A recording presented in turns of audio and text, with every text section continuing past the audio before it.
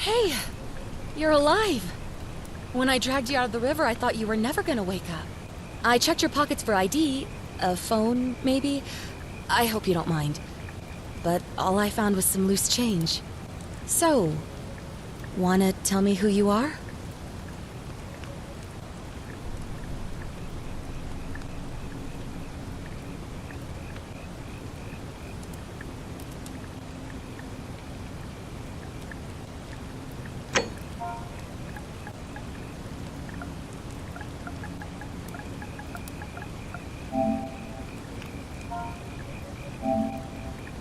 Well, it's nice to meet you. And I'm sorry to pry, but any idea why you were floating down the river? What's the last thing you remember? Really? You're a soldier? But why are you out of uniform? Oh, was it a black op? Are you a soldier of fortune? You know what? Don't answer that. I don't think I want to know. But this should be a piece of cake for someone like you. There are some ruins just behind you. Roman, I think. I need you to go in there and see if you can find a guy named Al for me. He went in there a few hours ago, and he hasn't come out. I've been freaking out, wondering if he's trapped or injured or worse. I would have gone in after him, but he made me promise to stay here, no matter what. There's no way I'm leaving without him, so I'm just kind of stuck here, waiting. What I mean is, I was hoping you wouldn't mind going in there to find him? If you can do that, I can get both of you back to civilization in my boat. Please? Oh, of course. Sorry, I don't mean to be pushy. What do you want to know?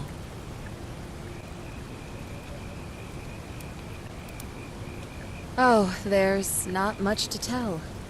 Feels like I've spent my whole life in a dead-end job with an endless commute. Know what I mean? Oh, I'd rather not say if it's all the same to you.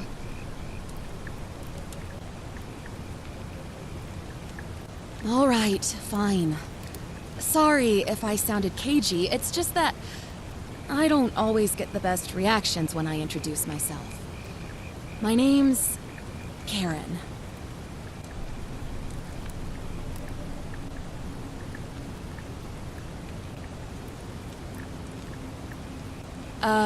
Yeah, something like that. But right now, I have bigger problems, like finding Al. He's the guy who washed up on the riverbank not long before you did. I thought maybe you two knew each other. I guess not. But maybe the two of you can piece together what you're doing here. In any case, you'll like him, I'm sure. Once you find him, that is. You really don't remember? We're in Italy. This river is the Tiber. Not much, really. But imagine what you might find in there. Priceless ancient artifacts. Al... What am I, an idiot? You could hike a long, long way in any direction and never find another soul. Trust me.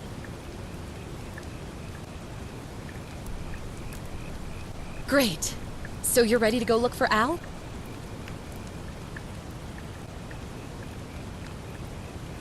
My hero.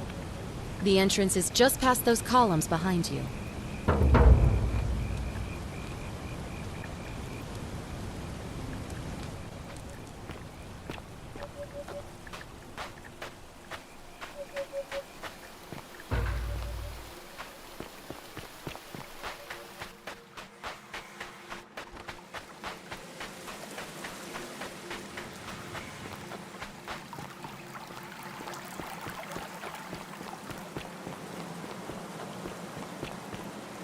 If you're reading this, it means I've discovered the entrance to an ancient Roman city, hidden deep.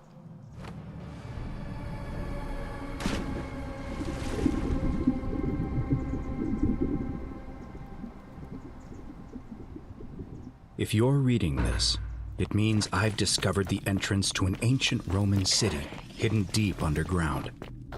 Its existence is long forgotten, all knowledge of it lost, except in the Latin inscription here. It reads, "You who wish to enter the city, step forth and be judged. The virtuous shall be rewarded with eternal life in paradise. The wicked shall find themselves showered in gold, but in vain, for this shall be their final resting place." Could an underground city have remained a secret for all this time? Could people have survived down there, against the odds? It seems there's only one way to find out. If I'm not back in an hour, I'm somewhere on the other side. Consider this an invitation, or a warning. Al Worth.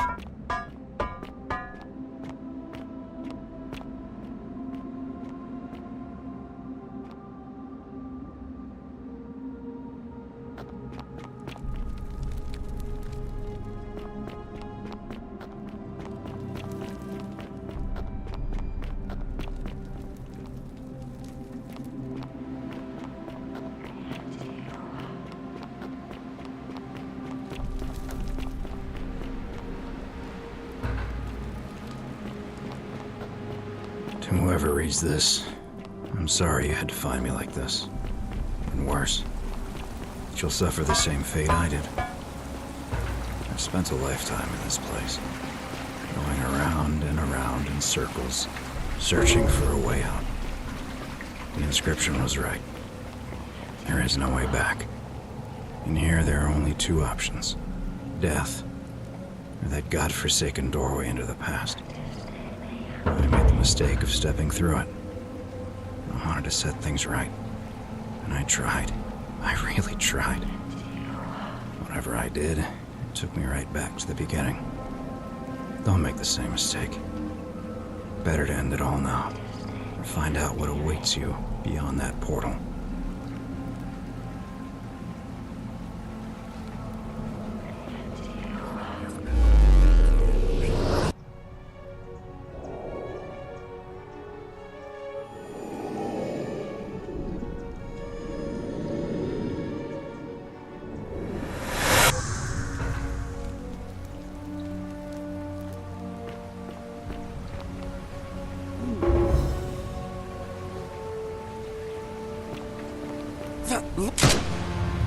The many shall suffer for the sins of the one.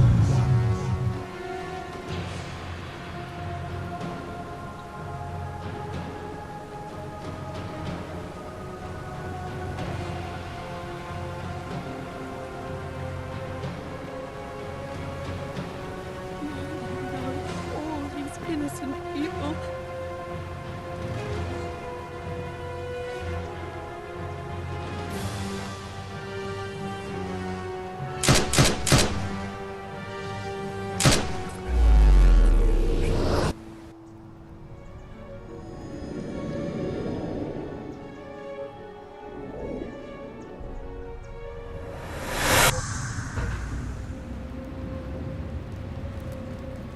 Oh. Hi there. Gave me a bit of a fright. Thought I was in here alone. I'm Al.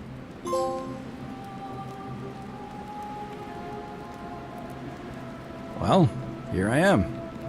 I'm sorry, I didn't catch your name.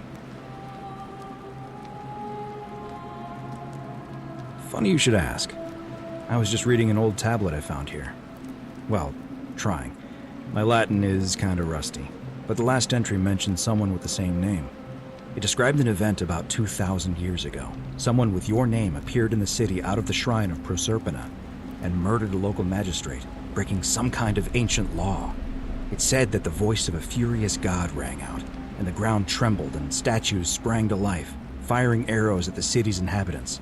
Apparently, as the citizens screamed and died in pain, the stranger just vanished in a flash of light.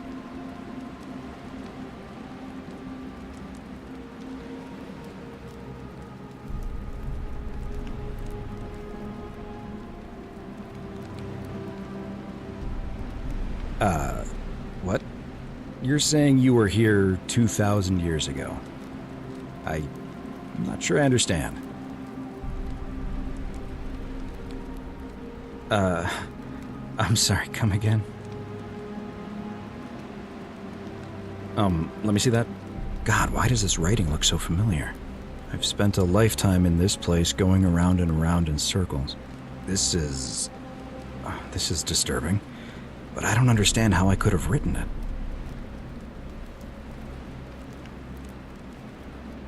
I'm not following.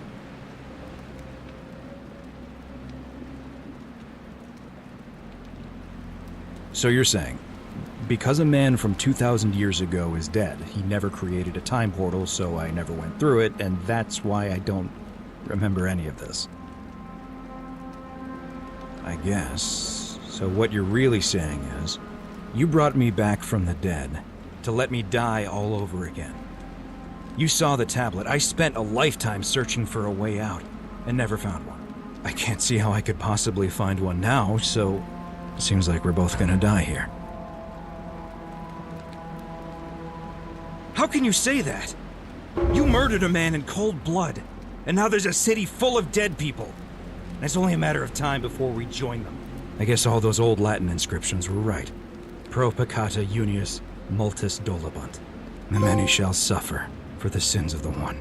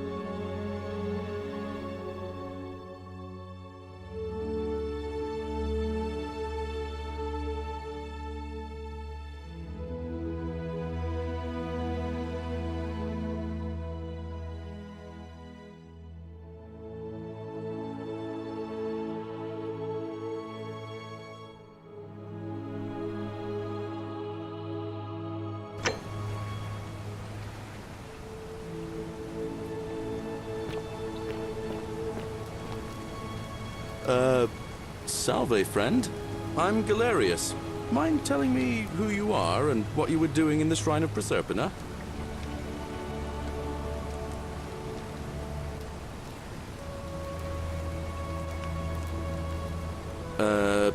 No idea what you're talking about. Oh, wait. Are you a bit, not right in the head? That's all right, friend.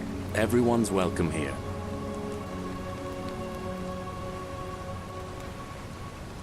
We sort of lose track of the date down here, but it feels like the beginning of spring to me, so I'd say early March? It's 817 AUC. Sorry, you look confused. 817 years since the founding of Rome. Which part of the Empire are you from, exactly?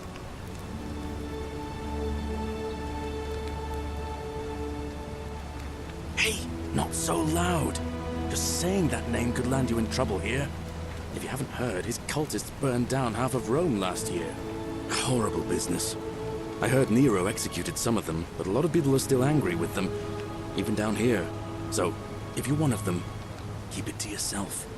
But listen, most folks seem a bit confused when they get here, but you seem very lost, and in more ways than one. So, let me make this nice and simple for you. Live by our law here, and we'll all get along just fine.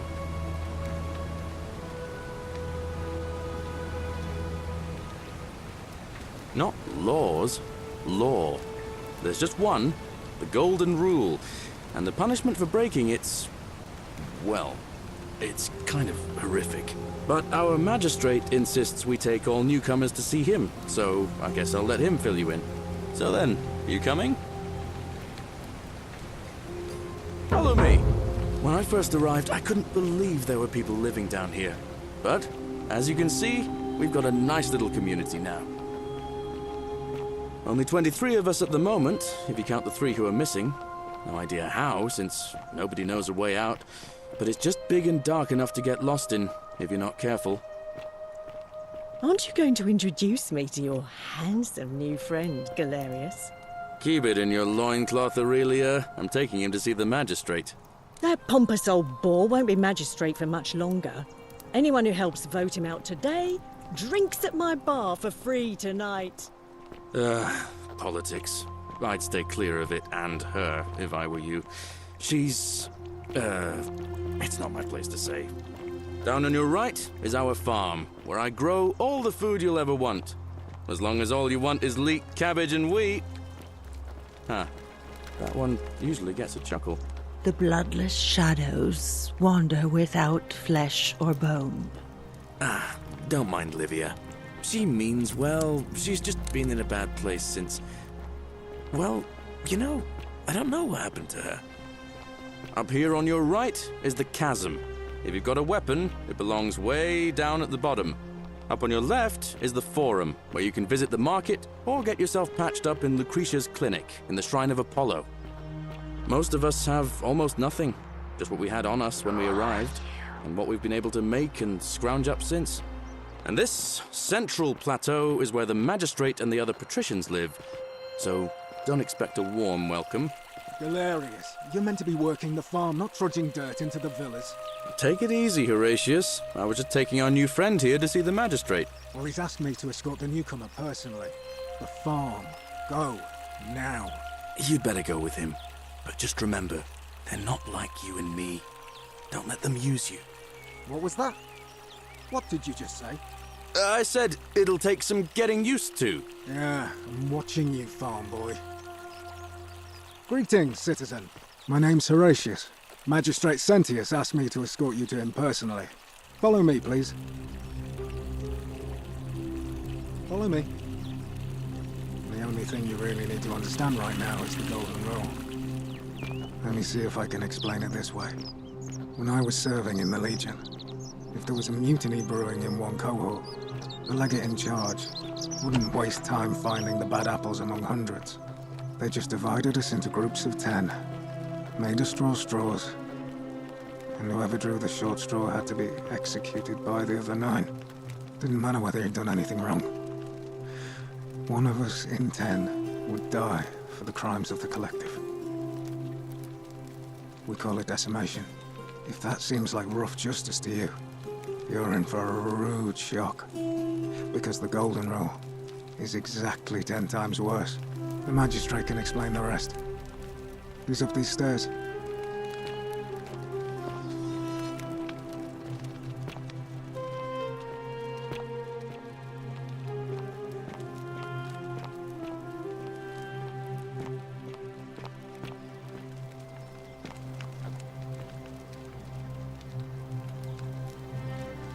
We're finally alone.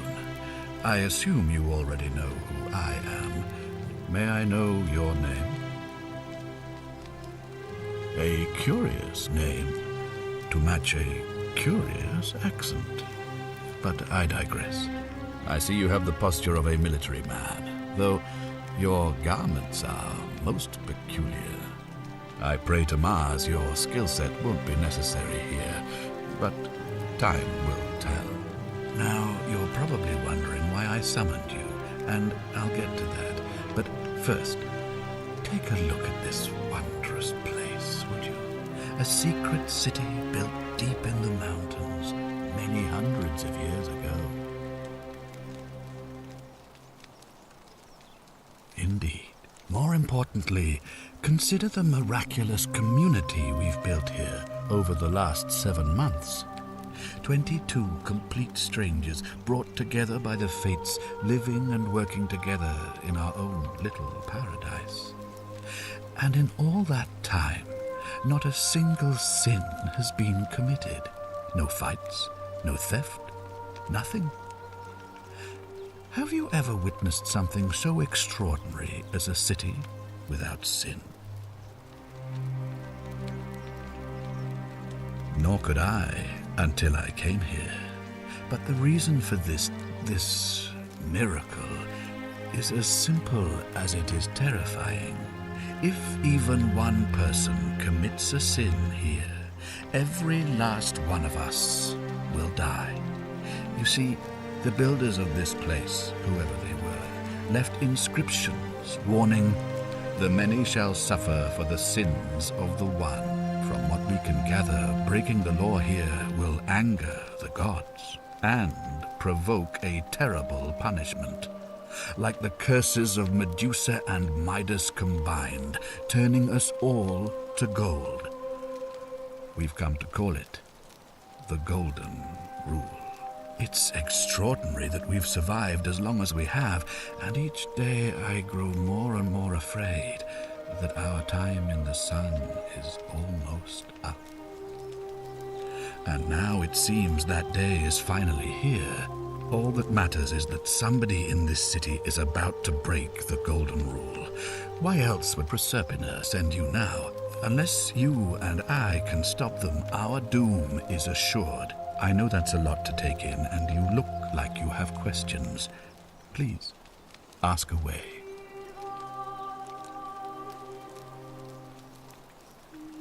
An intelligent question. There was a good deal of debate about that in our first weeks here. Does it refer to crimes or to some other ill-defined wrong? Of course, everyone agrees on the basics. No theft, no assault, and certainly no murder. But beyond that, it was more difficult to reach a consensus. What about lying, insulting someone, blasphemy, trespass, trying to escape, bribery, infidelity, suicide? As magistrate, I had to exercise leadership, and so I made a decision. We must uphold the laws of the Empire to a standard never before seen. And we must honor the peace of the gods, the sacred accord between the gods and the people of Rome. It is only by offering the gods the proper respect that we may prosper, as Rome has for centuries.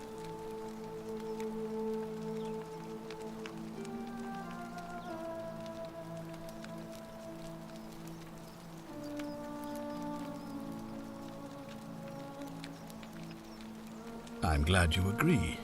The key things to remember are that we have laws forbidding treason and blasphemy, murder, assault, and rape, as well as theft and arson and so on. I have made my pronouncement on the subject. Unfortunately, there are still those here who resist, whispering blasphemous and treasonous lies in the shadows. I would be keeping a close eye on them if I were you.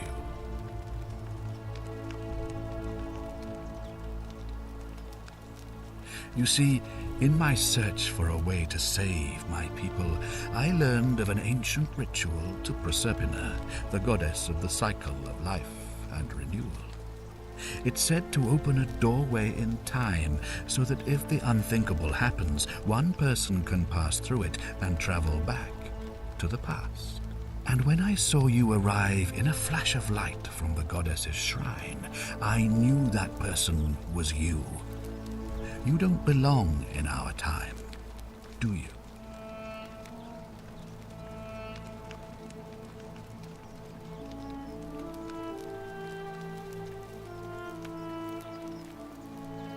"2,000 years? That is unfathomable. Please tell me, in your time, what did you see? What had become of us? Of this city? I have imagined it, our downfall, 1,000 times, but it still breaks my heart to hear the truth of it. All I can tell you is that it's a ritual sacrifice to Proserpina. I stumbled across instructions. I have to recite a prayer, and of course, as with all rituals, some sacrifice is involved. Usually that means wine or food, or in some cases a live animal. In this case, the sacrifice is rather more costly. The life of the person performing the ritual. I don't suppose you saw any sign of me in the future? I assume that was me. If I'm forced to perform the ritual, it's going to cost me everything. You'll try to make sure I don't need to use it, won't you? Well, I suppose that's all I can ask for. Well, I believe you're in the best position to go around asking people questions. You're new here, and it'll seem perfectly normal. As for me, well, it pains me to say my attempts to impose order have not earned me many friends. I fear I may not even remain magistrate after today's election. The people here would only treat my curiosity with suspicion. You shouldn't have that problem, though, unless, of course, you get off on the wrong foot.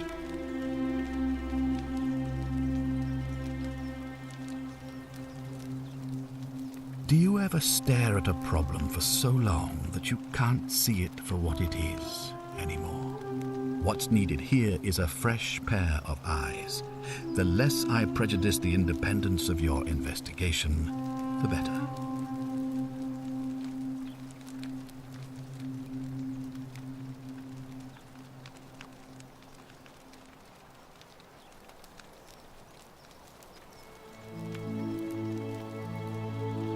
Me? Why would you suspect me? I've just told you, I'm about to sacrifice my own life to ensure these people have a second chance. What reason could you possibly have to suspect me, of all people? I'm glad you think so. Without trust, without each other, we won't be able to prevent what is about to happen.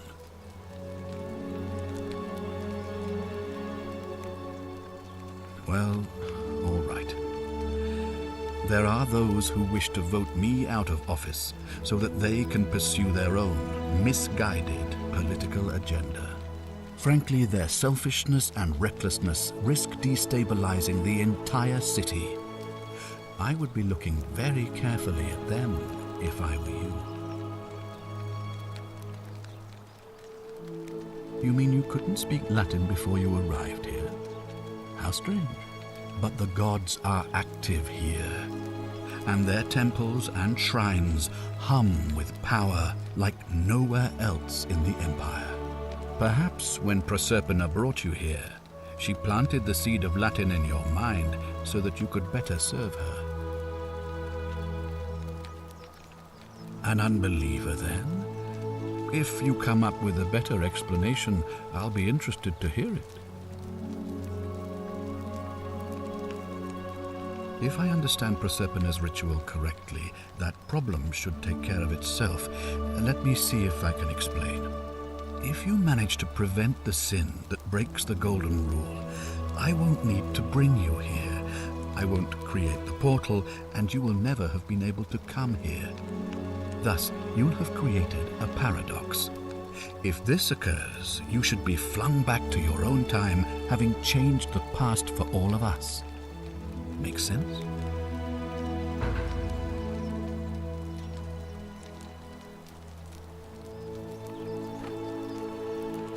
Ah, good.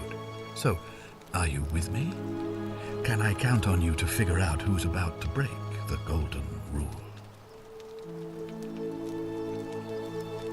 Wonderful. Now, I need you to investigate the city, talk to everyone, help them if it'll win their trust. I authorize you to enter private homes and inspect possessions and documents, unless, of course, you're asked to leave.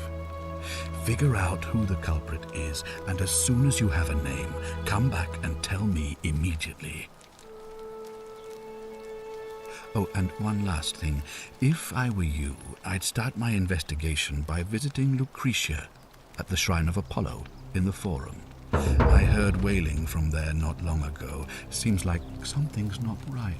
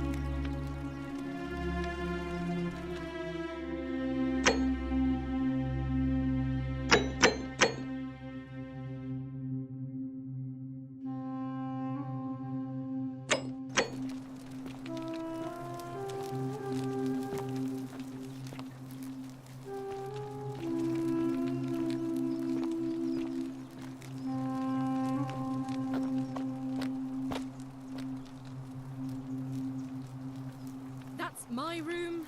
Leave before I call Horatius.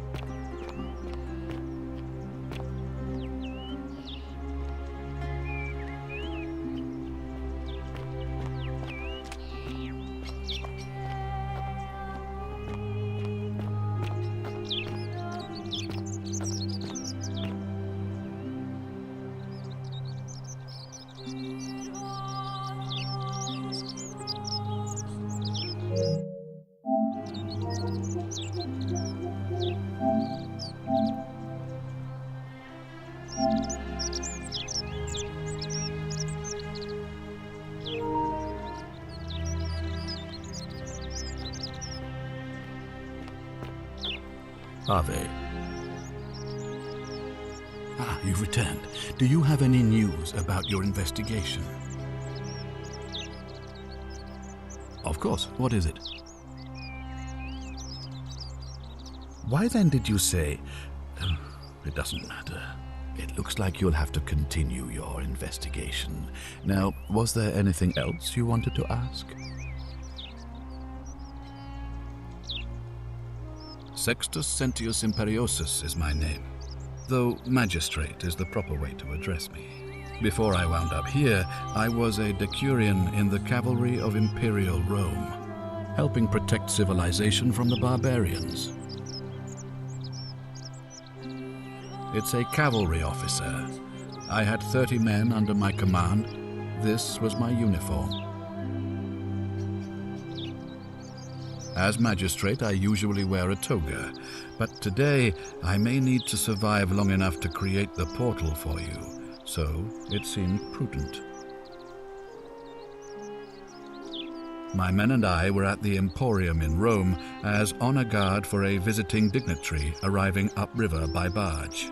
Now, the port is usually bustling, but just as our guests arrived, waves of people began running toward the river from streets and alleyways in every direction. They were trying to escape a terrible fire. Unfortunately, the crowd sent my horse into a panic, and I remember it losing its footing by the water's edge. The next thing I knew, I was waking up on a riverbank not far from here in the company of some stranger. I went looking for my horse and discovered that lonely temple. You can probably figure out the rest. I was elected 7 months ago, uncontested because of my command experience. Since then, there's been growing agitation for another election. They're supposed to be annual, but I agreed to hold it sooner, hoping it would placate my constituents. Unfortunately, it just seems to have emboldened certain elements instead. Very well. Ask then. Good. Now, if I did, I'd have led these people out of here already.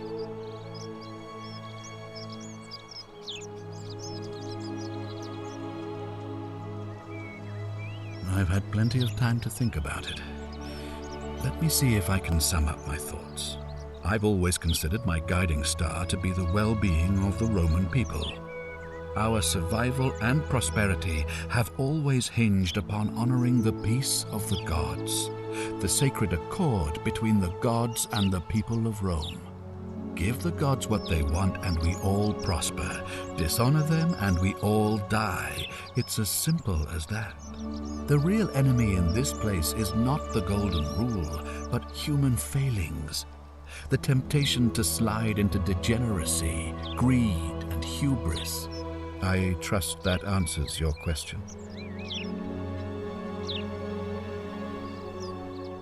Thank you. I'll be waiting here for news.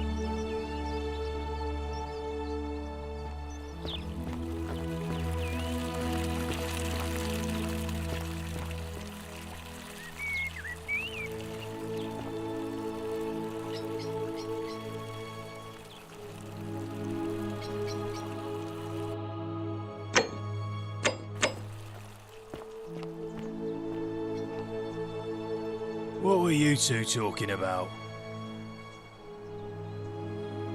Don't play dumb.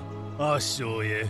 Having a shady little chat with old man Sentius up on his balcony. What's he offering you?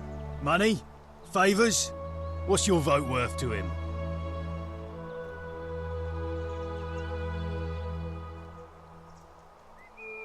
What? You're throwing your lot in with him for free then? That's even worse. Mark my words, Malleolus is going to be magistrate by the end of the day. And if I tell him you've sided with that feeble old has-been, that you've been trying to undermine his hard-won victory, you'll have picked the wrong patron. Got it?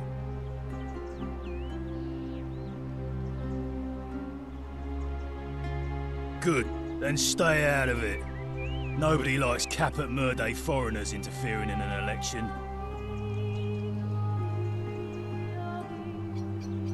Can't hurt. The name's Domitius. You want to get to Malleolus, you go through me.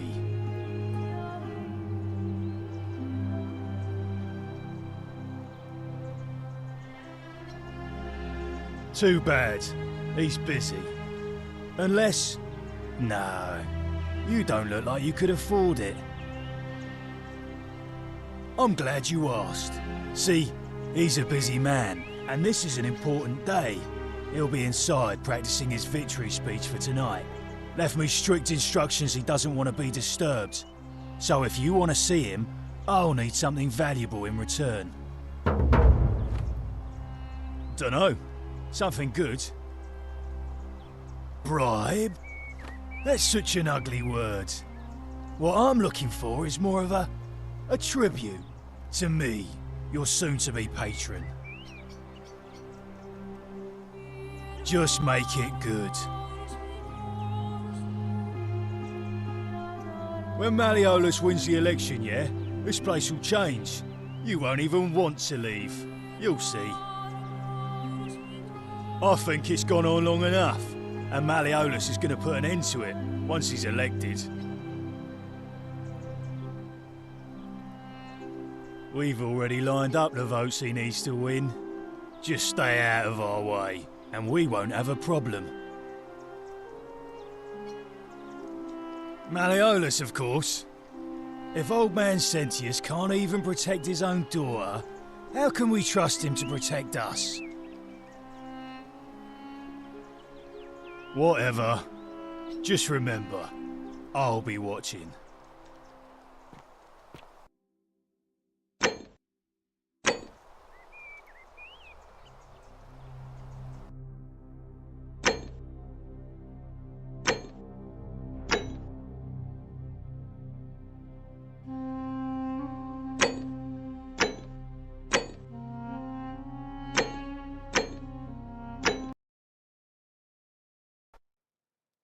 The murder.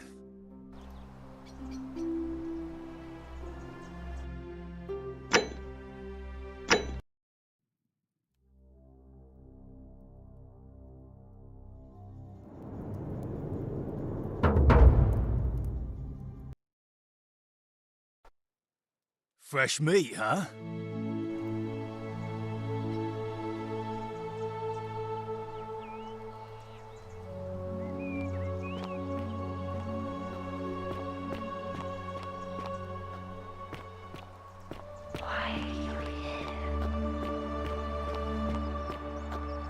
On your best behavior, I trust?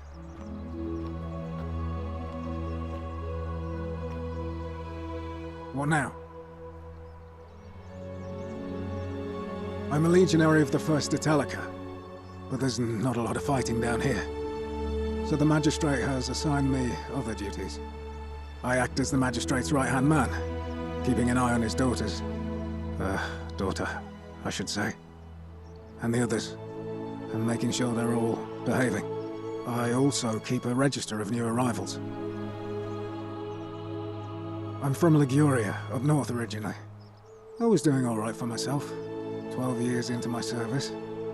Had a nice girl lined up for when it was all over. Not anymore. She's probably figured I'm long gone and moved on by now. I try not to think about it. My commander sent me to deliver a message to Rome. While I was there, I thought I'd do something nice for my girl, and pick up a little pendant from a silversmith. That's when the crowd started flooding through the streets, shouting fire. People were screaming, trampling each other. Then some Genetricum Fugitor tried to take advantage of the chaos and pinch my pendant. I remember chasing him through the crowds, down towards the river. And then, nothing. Blacked out and woke up near here. No idea how I ended up floating so far downriver. But I'm fortunate to be alive, I suppose. Ah, don't be. As Seneca the Younger said, difficulty strengthens the mind, as labor does the body. That said, Sentilla's disappearance has been more difficult than I'd care to admit. He's one of the better commanders I've ever had, that's for sure.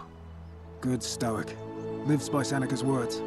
Treat your inferior as you would wish your superior to treat you. Can't ask for much more than that.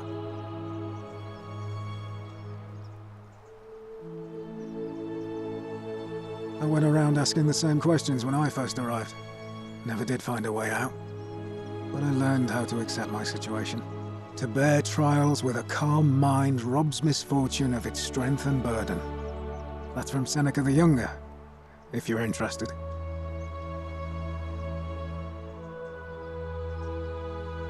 I don't see why not. Just make sure I get it back by tomorrow.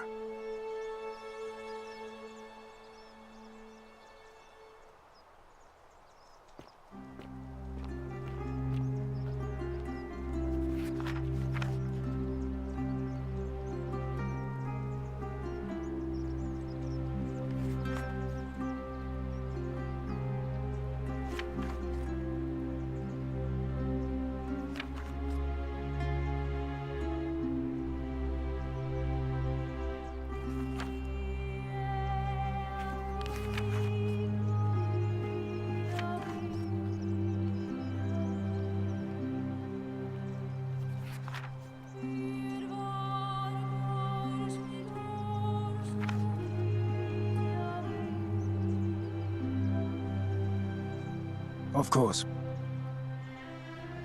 Well, as I always say, it's kind of like a divine version of the practice of decimation in the Legion. By threatening to execute 1 in 10 men, the idea is to ensure order and discipline among everyone. And it works. If you knew you could be executed because your brother-in-arms is planning a mutiny, well, you'd bloody well watch him like hundred-eyed Argus, wouldn't you? Because your only chance of saving yourself is to stop bad things before they happen. Makes us all responsible for keeping each other in check.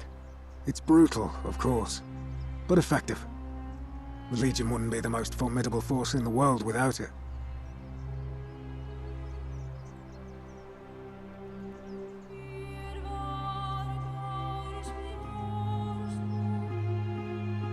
A war crime?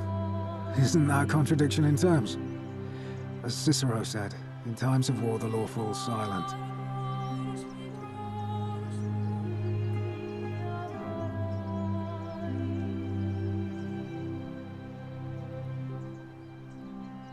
Seems that way. War crimes. Ridiculous.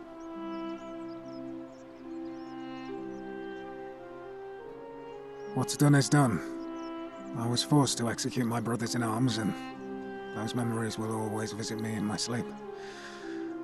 But life is harsh, and I've come to accept my lot. As with the Golden Rule, I don't have any control over it, so railing against it would be like trying to stop the seasons or the tides. As Seneca the Younger wrote, true happiness is to enjoy the present without anxious dependence upon the future, not to amuse ourselves with either hopes or fears, but to rest satisfied with what we have, which is sufficient. For he that is so wants nothing. If you like. Not that it's any of your business, but my loyalty is and always will be with Sentius. Unfortunately, I don't think my vote is going to make any difference today. See, Domitius has been going around town, shoring up votes for Malleolus with lies, bribery, and intimidation. The man's a savage, but he's a gladiator, so people fear and respect him more than they should. Sentius knows about it, of course, but he doesn't have the same rat cunning as Malleolus. This place will be different with that sleaze at the helm. But I try not to worry about things I can't change. I appreciate the thought, but you're new here, and I just can't see how you could make an impact in the time between now and the election this afternoon. In any case, if you're interested in the election, go and have a chat with Equitia, the Vestal Priestess. She'll be overseeing proceedings. All right?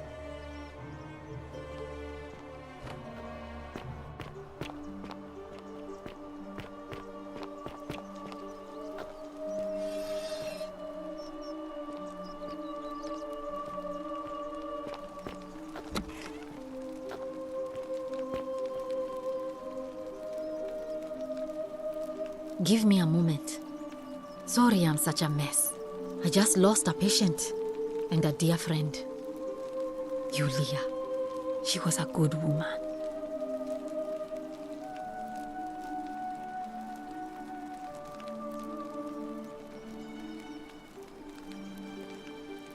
She was poisoned. She came in here frothing at the mouth. Normally, I'd treat her with resin of silphium, a rare plant which is perfect for this sort of thing. And I knew Decius had some at his market stall, right around the corner. So I ran over there, but he just looks at me with this evil smile and says, "That'll be 1,000 denarii."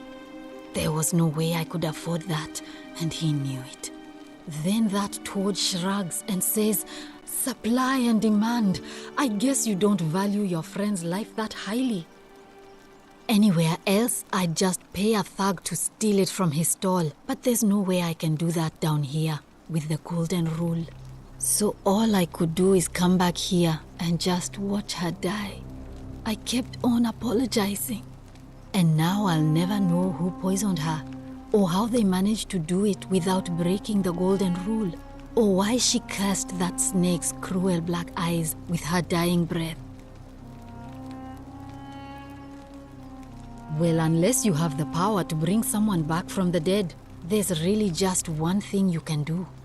Get me that silphium resin. I'm going to have another patient in here soon. Could be in the next day or in the next hour. And I will not allow this to happen again. I don't care how you get it, but you have to make it happen. Because if I lose another patient this way, I swear to the gods below, not even the golden rule will stop me from marching up to that Genetricum Fututo and scratching his eyes out.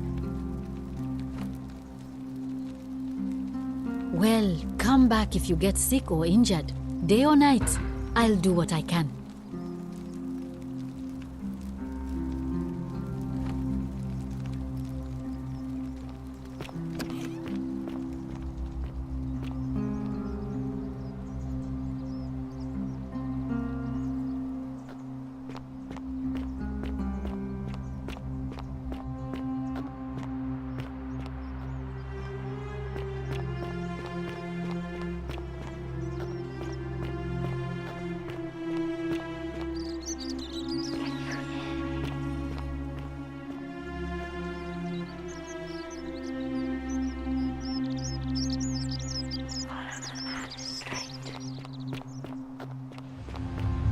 The many shall suffer for the sins of the one.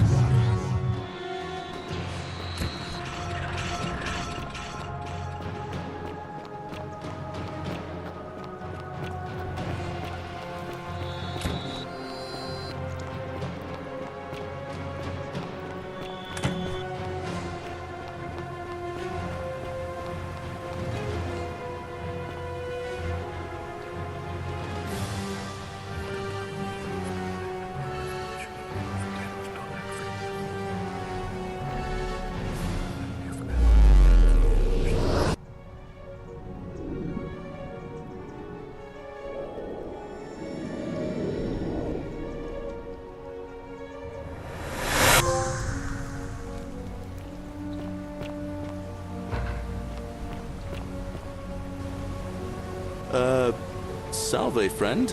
I'm Galerius. Mind telling me who you are and what you were doing in the Shrine of Proserpina? I don't think so. I've never seen you before in my life. Oh, Bacchus, how much did I drink last night? Sorry to have bothered you. Oh, and since you seem to be in a hurry, you should try out this device I made. Worked real hard on it.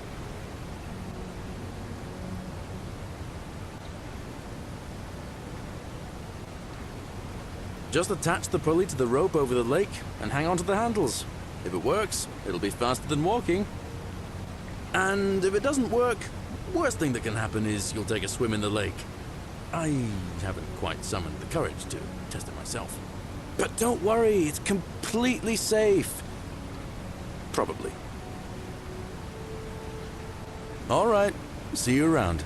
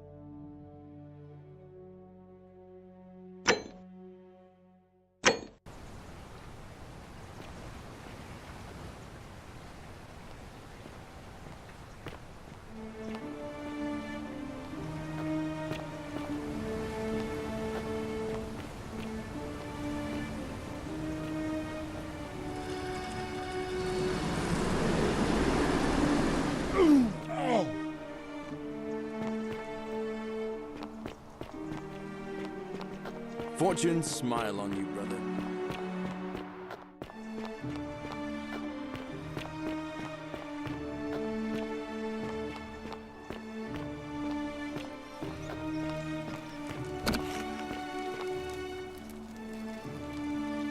What are you doing in here? Can't you see this woman is dying? She's been poisoned. She needs the resin of a plant called Silphium, but that Culus cubulatus decius won't give it to me. What? Quick, give it here. Yulia, you need to swallow this. Here, let me help you.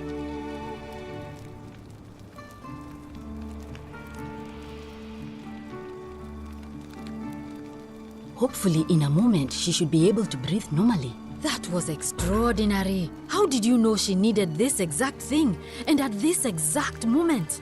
Are you some kind of oracle? A what? I'm sorry, I must have misheard you. I think it's your accent, because it sounded like you said, time traveler. But whatever kind of traveler you are, that was like the gods hearing my prayers and intervening. You just saved a person's life, and you should be proud of yourself. She might even be able to thank you herself in a few moments. And maybe she can tell us who poisoned her, and who she meant when she was muttering about that snake's cruel black eyes. In the meantime, I'm happy to help you with whatever it is you need. I'm Lucretia, and I'm going to be straight with you. I'm not a physician. This is Nevia's clinic. I've just been filling in ever since she disappeared. I'm tired and out of my depth and miserable all the time. But I'd rather take this on myself than let one of you lot mess it up. My husband and I moved to Rome from Caesarea. He embraced the Roman way more than I would have liked and turned into an awful philanderer. I would have divorced him and demanded the return of my dowry, but I knew he would sooner have me killed than give me my right. So I waited for the right time to take what was mine and disappear. And then the fires came. As he prepared to evacuate our villa, I gathered our most precious belongings, coins and gemstones, and the moment his back was turned, I ran. I could barely see for the smoke, and the streets were full of people trampling each other. I ran for the river, like everyone else, and leapt in. The next thing I remember, I was waking up on a riverbank, not far from here. It's all right. Say what you will about this place. At least my fornicating husband will never find me. And while there's no shortage of snakes here, at least with the golden rule, they have to try to be discreet about it. Oh, this shrine was in use as a clinic long before any of us arrived here. Kind of strange to set up a clinic in the temple of the god of disease. But the god who inflicts a curse is also the only god who can undo it. So I suppose praying to Apollo for healing kind of makes sense. Well, she used to run the clinic. She was a midwife, not a physician, but she was the closest thing we had down here. And she was good too, until she suddenly lost all interest in us. One day she told me she'd made some profound discovery about the golden statues. This changes everything, she kept saying, but I had no idea what she was talking about. The last time I saw her, the last time any of us saw her, she was muttering to the statues, like she could talk to them. And then she shut herself in the palace, barred the door from the inside, and nobody's seen her since. She's been gone so long now, we figure she's either dead or up to something so strange that she doesn't want anyone else to know about it. But I really wish I could reach her, because that's the only hope I have of solving a troubling problem, a real thorn in the paw situation. One of my patients is suffering from terrible rheumatism. His joints are inflamed and he's in constant pain. I really shouldn't say. He wouldn't like it. And he's a little bit scary. He's become so irritable that the smallest things set him off. And I worry he'll end up losing his temper and lashing out. And you know what that means. I just know Nevia would know how to treat him, assuming she's still alive. But nobody seems to know how to get into the palace. Really? That would be wonderful. Thank you. Let me know how you go.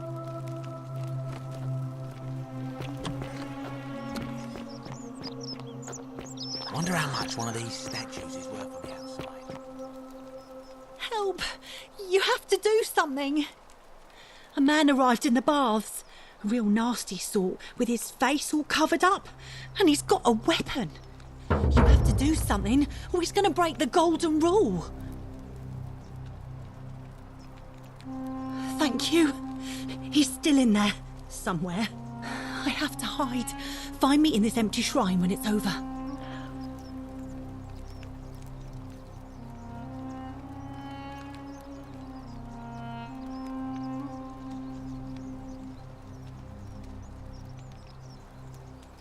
Hear what?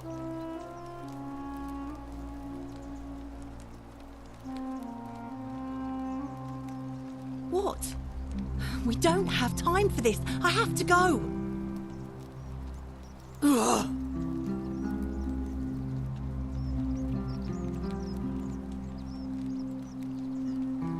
The shrine is collapsing.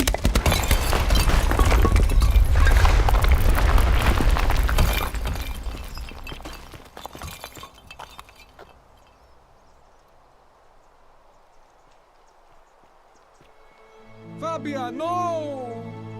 Oh God, she's dead! Did anyone see that? The whole shrine just collapsed on her! Oh Fabia, why did you have to go in there? Poor sweet girl!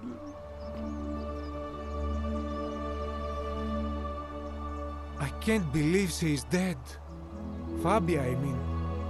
She walked into that empty shrine, and the next moment she is lying dead under a pile of rubble. The gods are cruel and unjust. She was like a daughter to me. I'm sorry, friend. It's not right for me to lay my burden upon you.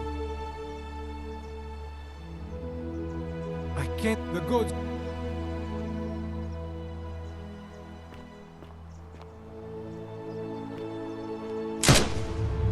The many shall suffer for the sins of the one.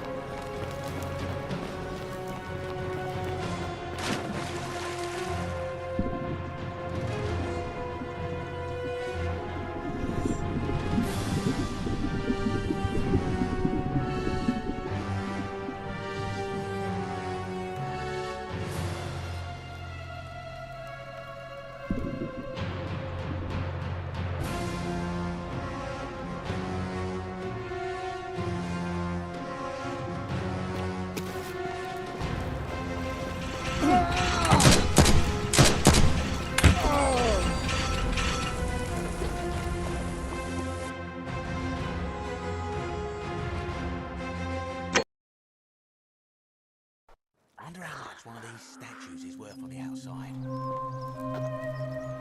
Help! You have to do something! A man arrived in the baths. A real nasty sort, with his face all covered up. And he's got a weapon. You have to do something, or he's going to break the golden rule.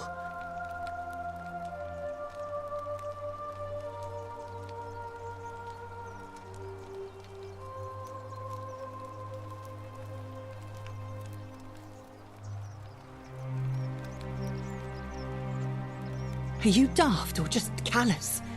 If you don't stop him, we're all going to die. Ugh.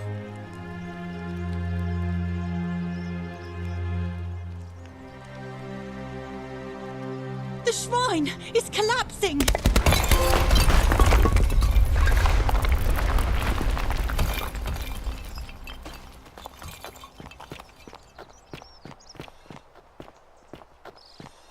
Salve!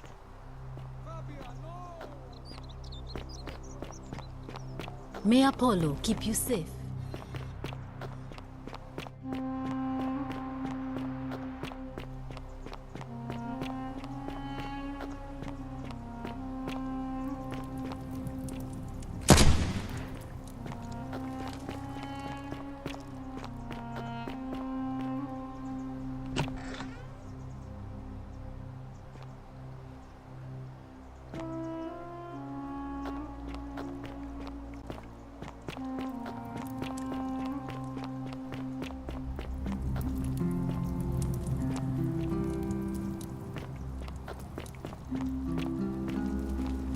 49.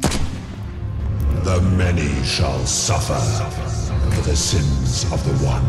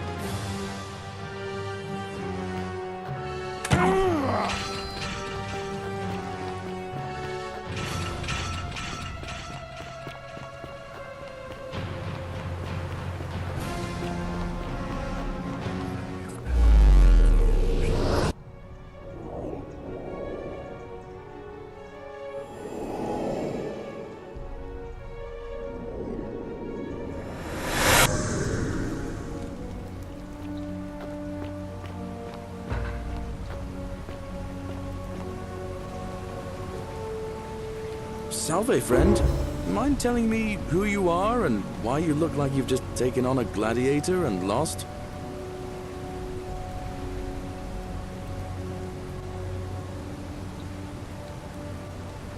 Oh, sounds serious. I'm listening.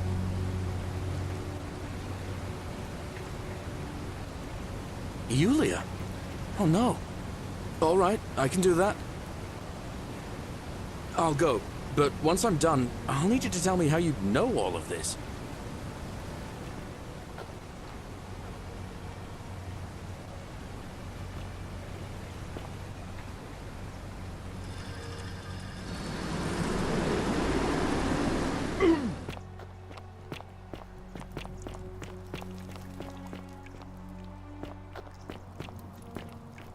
You, Tantalus, cannot catch the drops of water. And the tree you climb.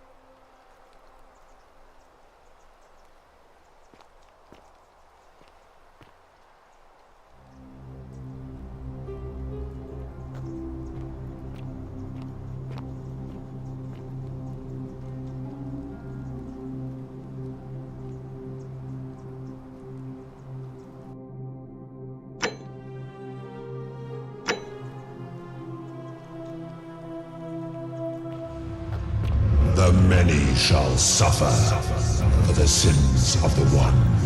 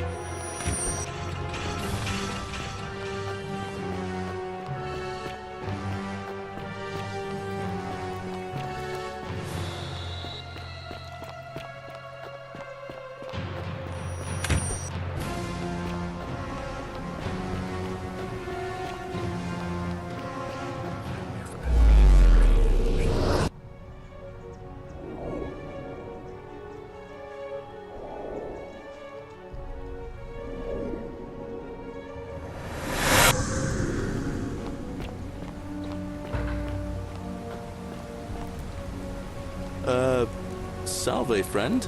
I'm Galerius. Mind telling me who you are and what you were doing in the Shrine of Proserpina?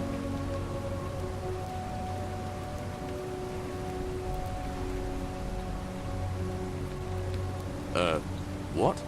I'm speaking Latin. You are too, although your accent's a little strange. Oh, I see what you did there. Changing the subject like that. Nice try. But I'll ask again. Who are you, and what were you doing in the shrine?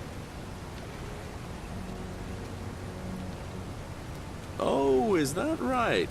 Well, just make sure you don't get lost in any other sacred places you're not supposed to be. Can't have you disrespecting the gods by accident, can we now? But listen, most folks seem a bit confused when they get here, but you seem very lost, and in more ways than one. So let me make this nice and simple for you. Live by our law here, and we'll all get along just fine. All right, friend, suit yourself.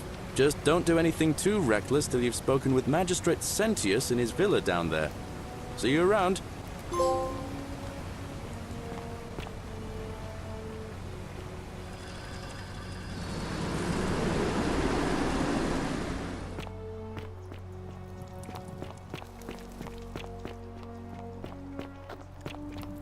You, Tantalus, cannot catch the drops of water. Salve!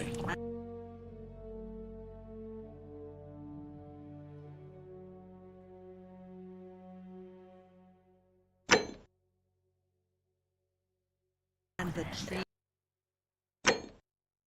you grasp at eludes you.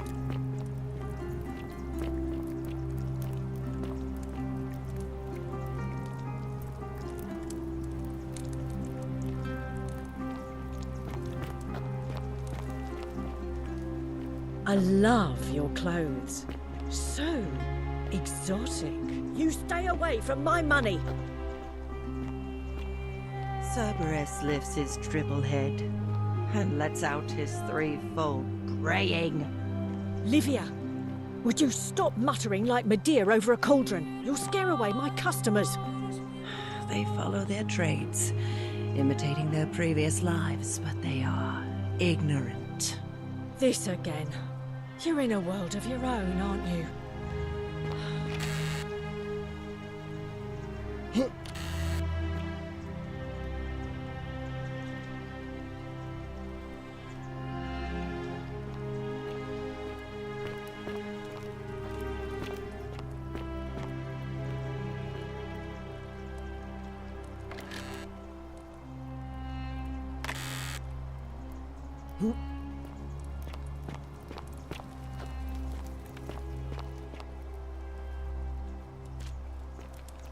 Ixion turns.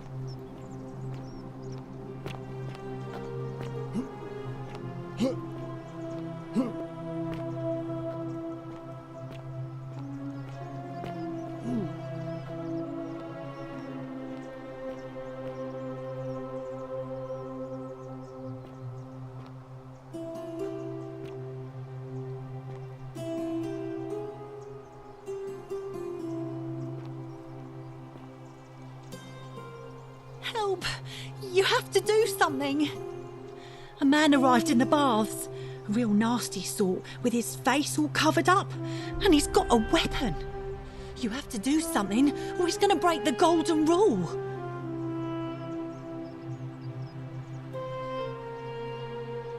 Thank you. He's still in there, somewhere. I have to hide. Find me in this empty shrine when it's over.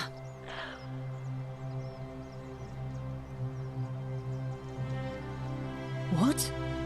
Why? All right, fine. Come and find me in my bakery instead. Please be careful.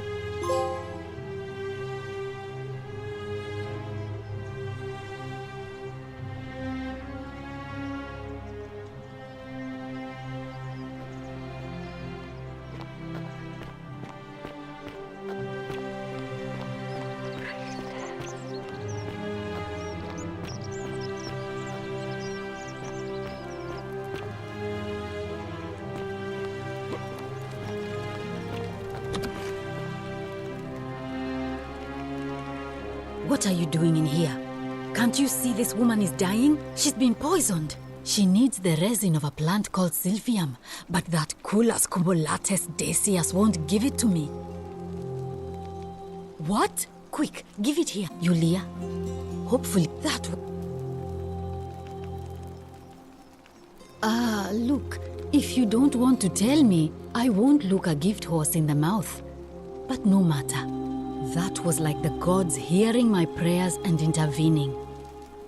You just saved a person's life, and you should be proud of yourself. She might even be able to thank you herself in a few moments. And maybe she can tell us who poisoned her, and who she meant when she was muttering about that snake's cruel black eyes. In the meantime, I'm happy to help you with whatever it is you need. A city without sin might sound good on paper, but whoever dreamt it up didn't think it through. Maybe it was an attempt to create some kind of utopia. But snakes like Decius will always find loopholes to exploit. And what can we do about it? Absolutely nothing. In some ways, we are worse off because we can't take the law into our own hands.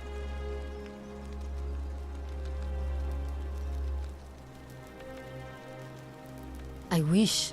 Some people here need proper medical care, not the half-baked, hanging by a thread excuse for treatment I'm giving them.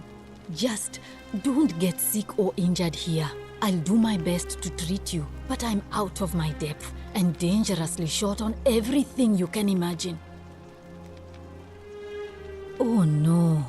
Sorry, I don't mean to worry you, but no, that is definitely not normal. There was one other person who claimed she could hear the statues talking to her. But that was Nevia, and she went a little mad. Well, she used to run the clinic.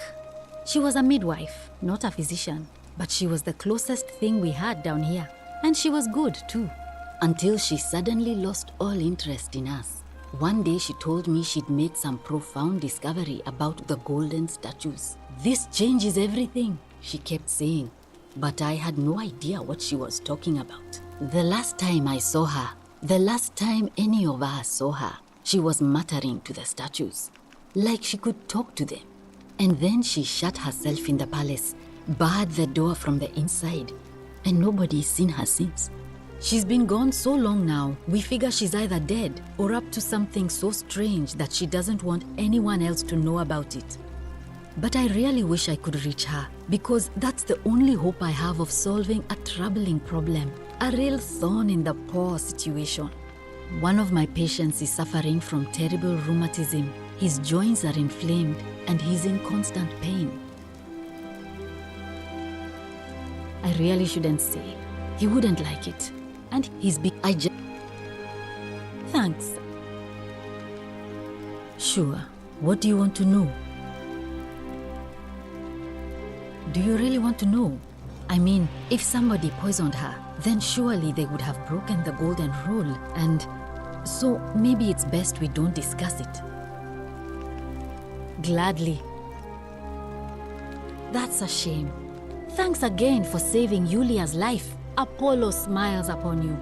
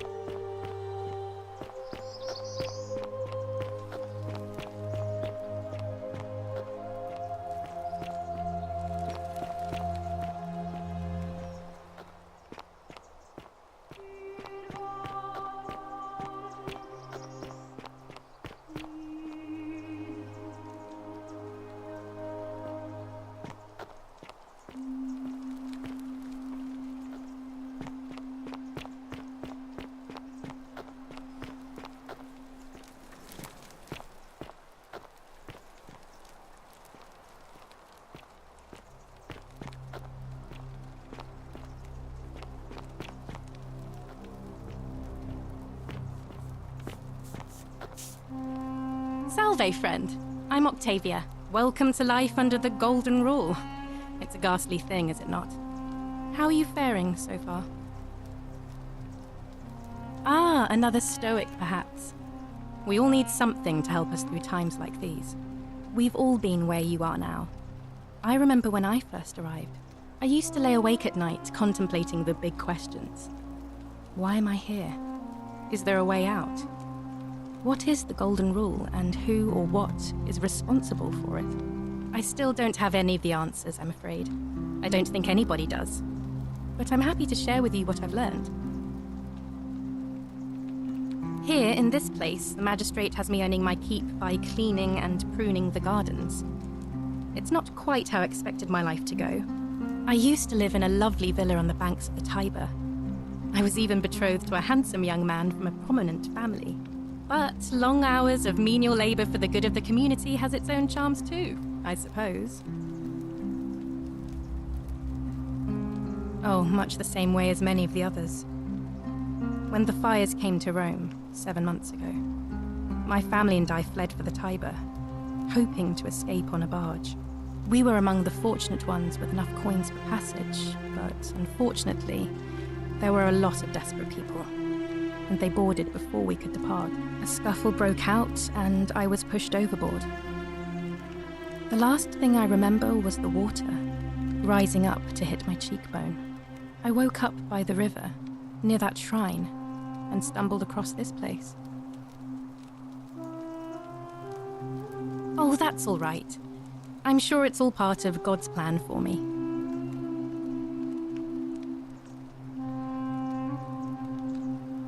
If you like. I'm afraid not. Although, I did once hear someone gossiping down at Aurelia's tavern about a possible way out. I don't put a lot of stock in such rumours, but if you're desperate and wealthy, you could look into it, I suppose. If that doesn't work, then I suppose we're all stuck here until the gods decide our fate. I hope it works out. The many shall suffer for the sins of the one. I think about those words a lot. I'd like to think that if we all love our neighbours as ourselves and do to them as we'd have them do to us, then we'll all be fine. But on the other hand, I was always taught the intent of man's heart is evil from his youth, and that all of us are born with a tendency towards sin. And that's where I get stuck. Is it true? Are we born with a tendency towards sin? You don't think that's a little naive? I suppose you've never seen what I've seen. Innocent men and women, torn apart in arenas while thousands of Romans look on and cheer.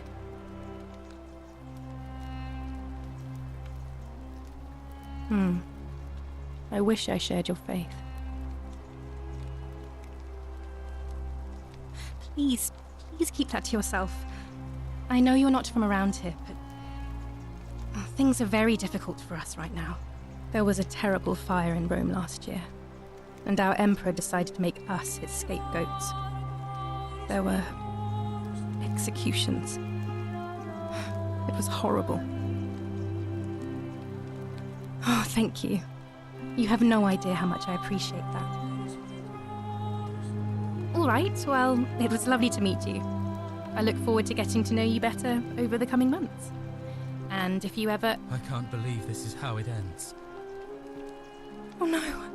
No. Ulpius, what are you doing? Get back from there. If you lose your balance, you'll fall. That's the idea. What? Why? Why would you want that? Why do you think I'm stuck for the rest of my life working for a man who treats me like an animal?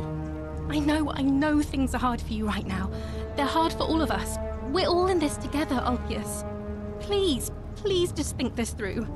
If you do this, it could be the sin that seals all of our fates. Is that what you want? I'm sorry, but I just don't care anymore. Please, Ulpius. Help him. If he goes through with it, it could be the end for us all. I don't know what to do. I've never had to deal with this sort of thing.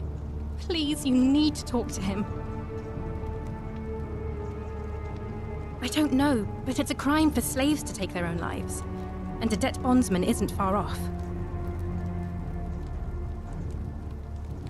Thank you. And please, choose your words carefully. Let me guess. You're going to lecture me on how suicide is a crime against the Empire.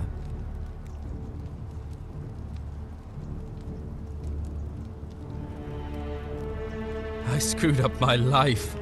That's what's wrong. I borrowed money, and when I couldn't pay it back, I wound up in debt bondage.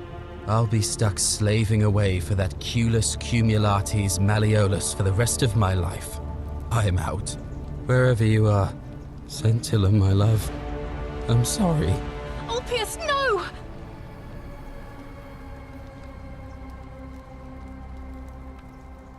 I can't believe he went through with it. Oh Lord, that poor lamb.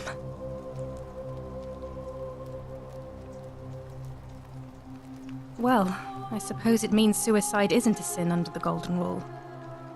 So I guess that means whichever god is responsible for it, it isn't mine. That was not your fault. There's no way you could have given him what he wanted, moments after you arrived. I'll have to let everyone know what happened, and I guess Malleolus will have to clean up the mess in his villa. It's of his own making, after all. And I'd best pray for poor Ulpius.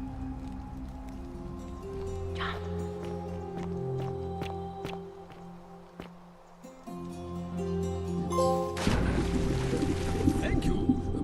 Thank you. I am delighted and deeply honored to have been elected your magistrate. Magistrate, is it? Yes. Thank you. Thank you. I am delighted and deeply honored to be elected. And now... Did you just leap into my villa from the balcony 100 feet above? That was either extremely reckless or impressively clever. Well, why have you risked life and limb to see me? I'm Malleolus, and if it wasn't for this interruption, I'd be practicing my victory speech for the election later today. I'm glad you asked. I'll finally restore freedom to this city, just as I've been promising. These good people have suffered long enough under Sentius's tyranny. By declaring there's no such thing as the Golden Rule, it's a children's fable exploited by Sentius to frighten us into submission. Wait, don't tell me you've fallen victim to that monstrous lie?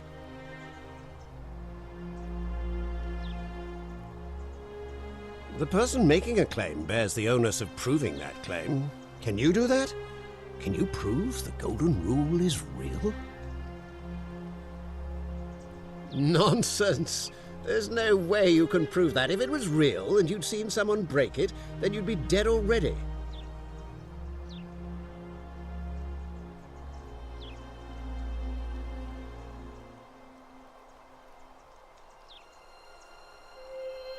What?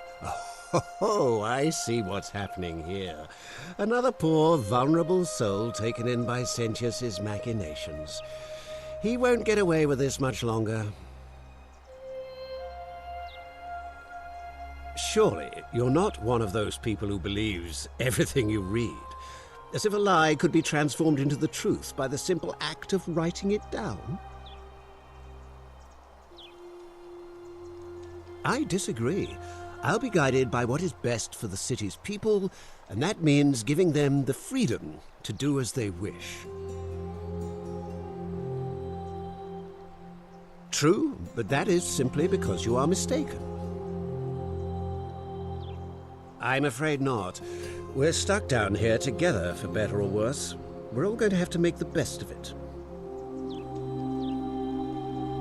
You mean the children's fable exploited by Sentius to scare us all into doing what he wants? I trust you can see yourself out. Through the door this time. There's a key just beside it.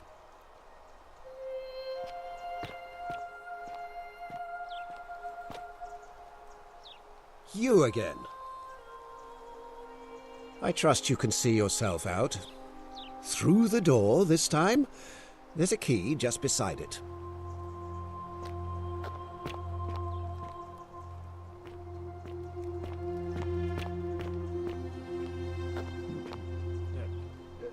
Thank you. Thank you. I am delighted and deeply honored to have been elected your magistrate.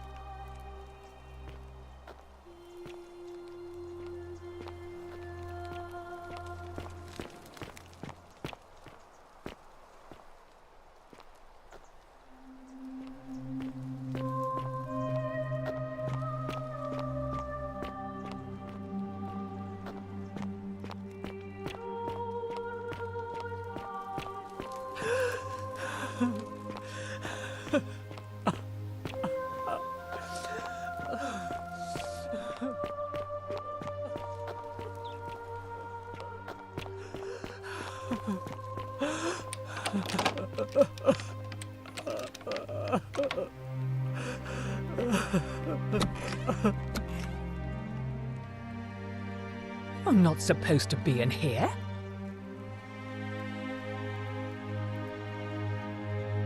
Talk. What business could you possibly have with me? My marital affairs are no concern of yours. Thank you very much. I think a better question is, why am I being interrogated by a stranger who just barged into my villa? I have quite enough marriage trouble already, without having to explain to my husband why I am receiving strange men in private. Preferably the way you came in, by which I mean, please leave. I think it's about to be broken if you don't hurry up and leave. Finally! This is outrageous.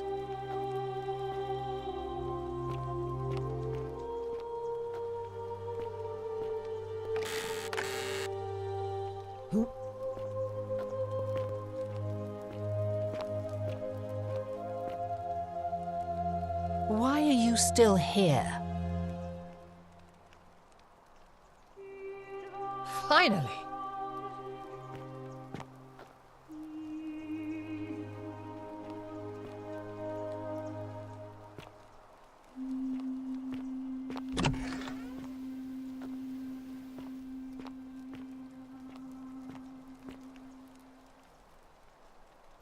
Why are you still here? Finally!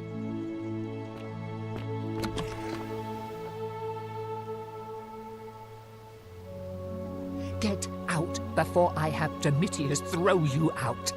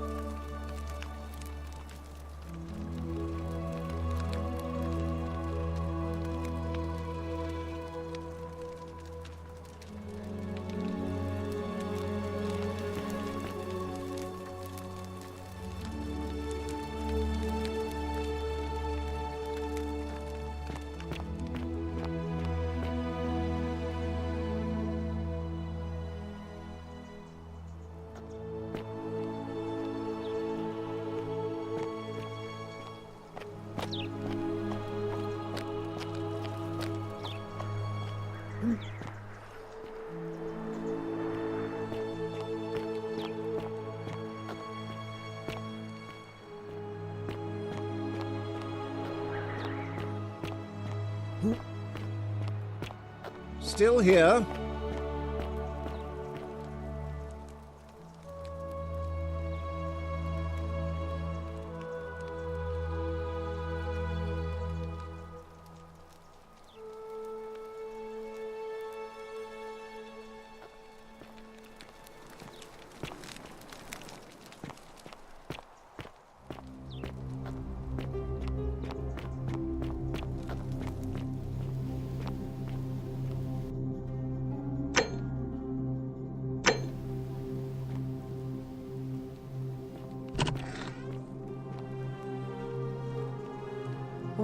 you still here? My marital affairs and I think I have preferable.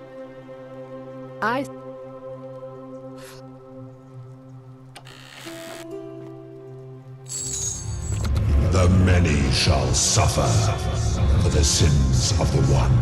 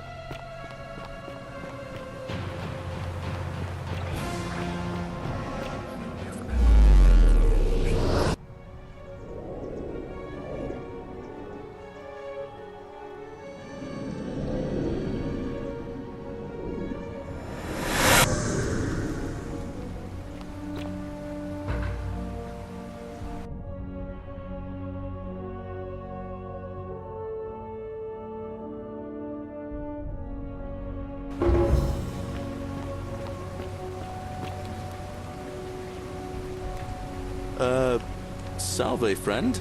I'm Galerius. Oh. Yuli. I'll...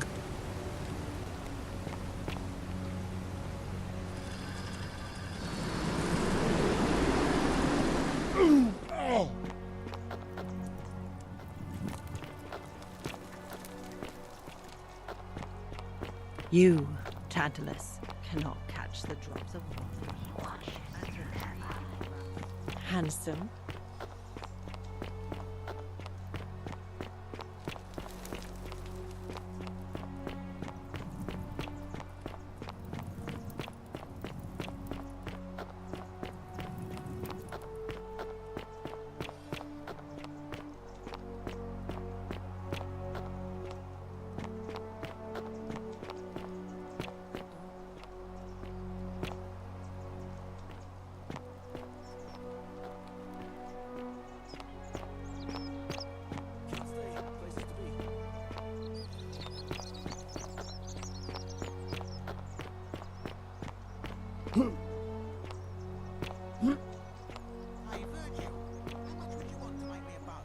For the last time, Dacius, I'm not making you a bow. Help! You...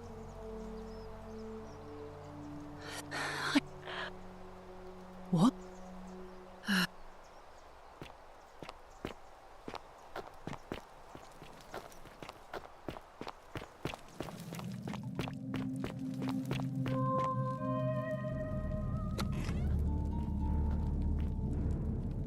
Stop right there. I'm looking for Tiberius Quinctius Crispus, otherwise known as Quinctius. Do you know where he is?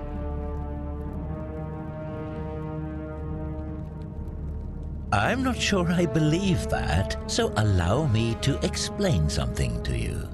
I am here with orders from Emperor Nero himself to find and execute the cultist Quinctius for terrible crimes against the Empire.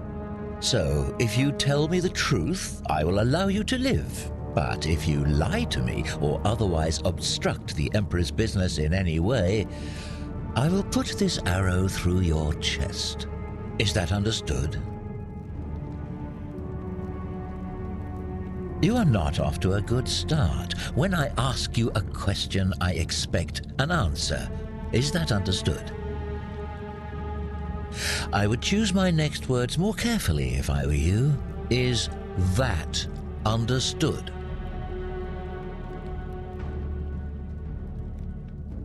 Thank you. Now tell me, who are you people, and what is this place?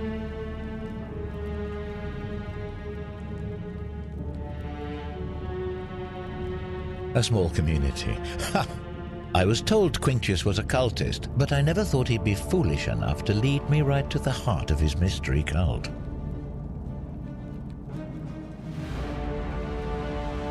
Oh, don't play coy with me.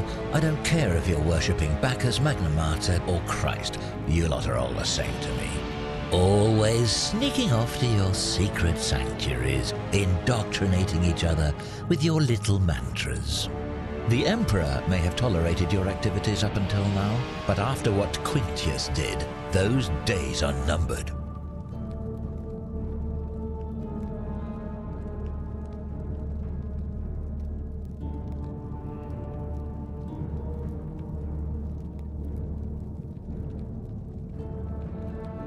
You say that, but if you're not a cult, then why go to such great lengths to keep this place a secret?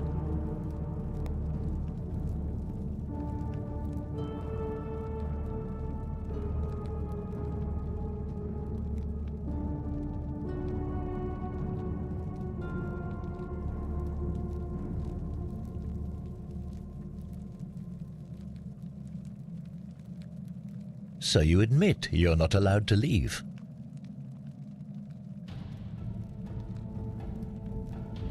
Threatening me is not going to help you, but in any case, that sounds an awful lot like a cult to me. And I saw the inscription saying, "The many shall suffer for the sins of the one." I take it this is some kind of mantra you all believe? A distinction without a difference. You've clearly been indoctrinated into this nonsense. Now tell me, where did you lot get enough gold to make all these statues? You lot are practicing human sacrifice too. You people disgust me.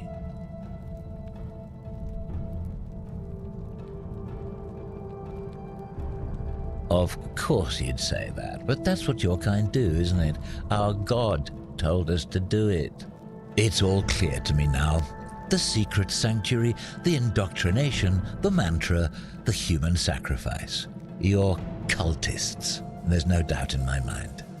What baffles me is how a person can believe in something with such zeal. They just can't see what they've become. However, you still have a chance to redeem yourself by telling me where Quintius is. Do not waste it.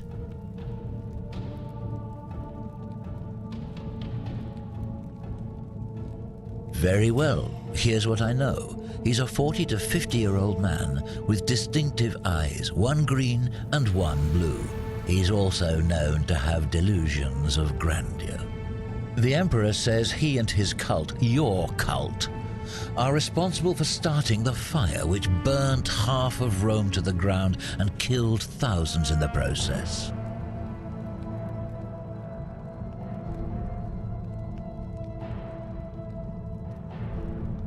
All I know, all I care about, is that the Emperor believes he is guilty and wants him dead. The details are not my concern. This is your last chance. Are you going to tell me where he is or not?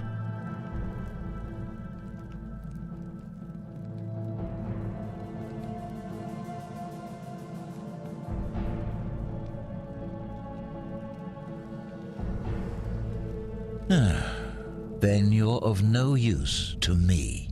Do you have any last words?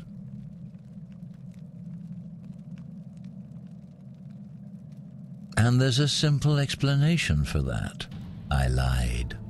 But if you want to know the truth before you die, here it is.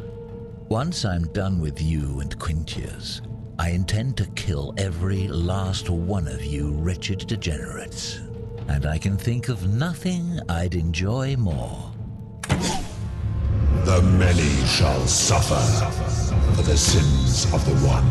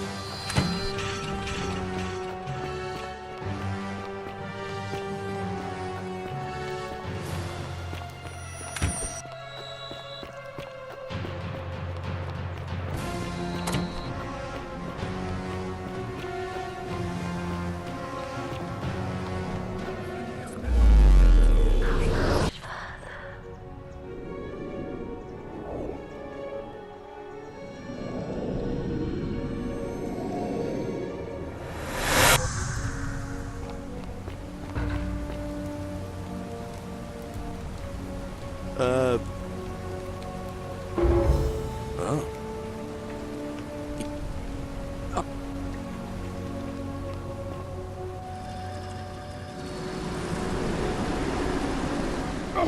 Oh!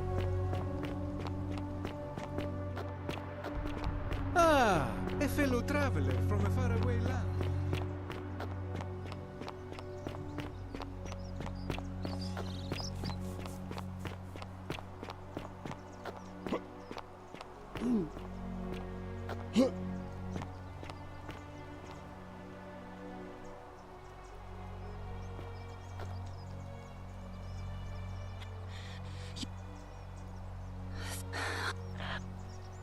What?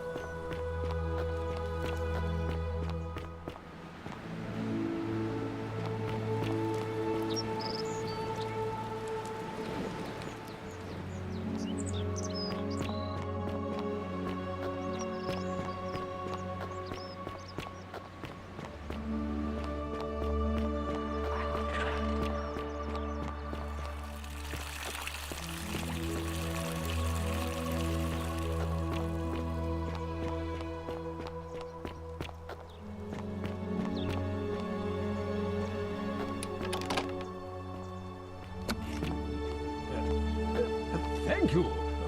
Thank you. I am delighted and deeply honored to have been elected your magistrate.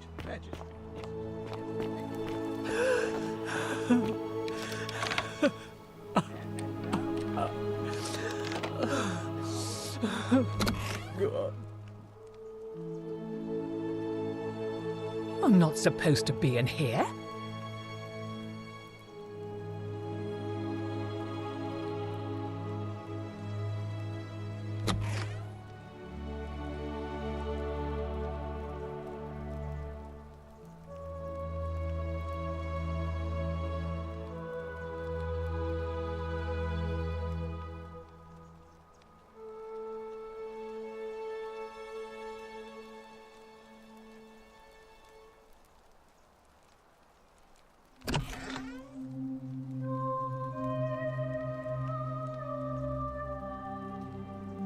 I should hope so.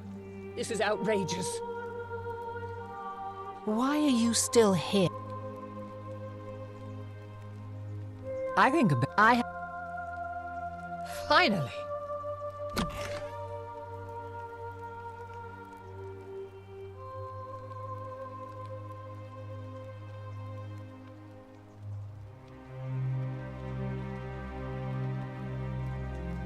Why are you still here? My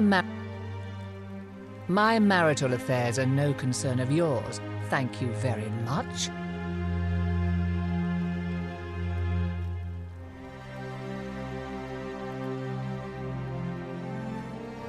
Finally.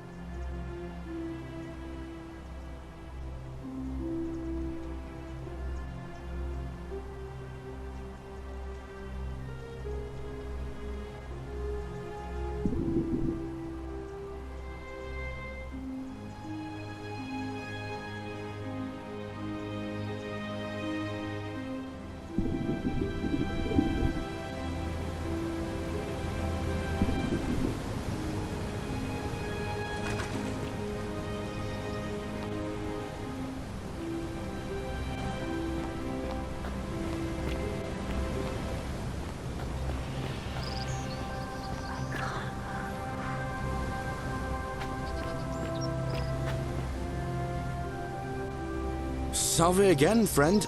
I went and did as you asked, and it worked. How is it possible that you've just arrived here and you already know everyone and exactly what's about to happen to them? You're toying with me, right? Wait, you're not kidding, are you? That's the only way you could have known. You're a bit like... Oh, what was his name? Sisyphus.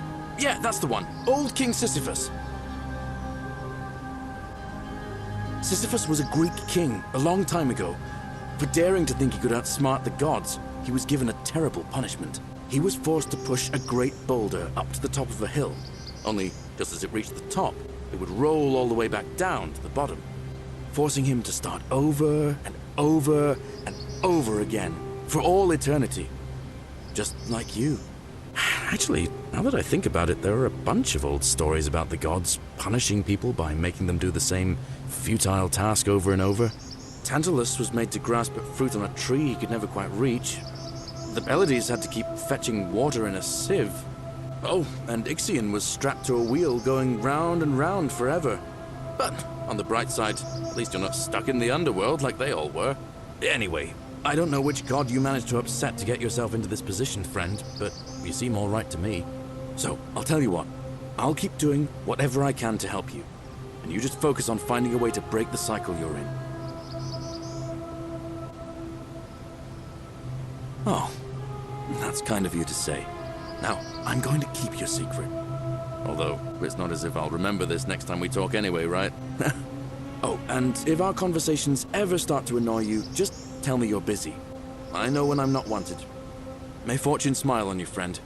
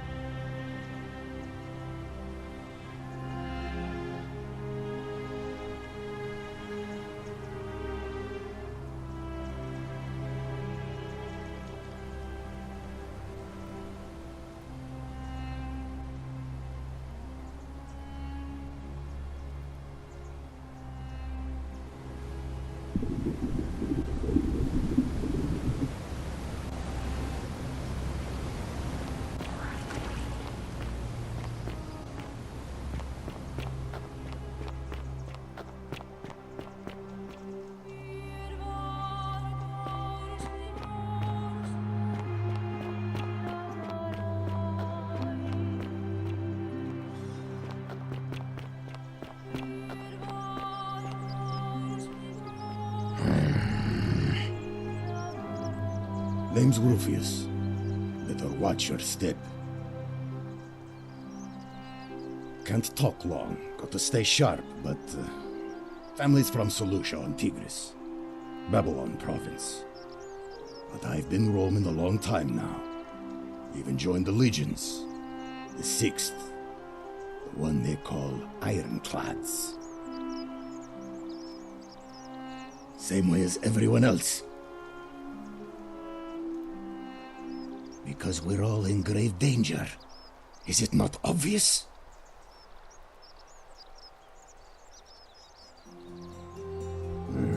Magistrate made me toss it in the chasm. Stupid. Going to have to improvise now.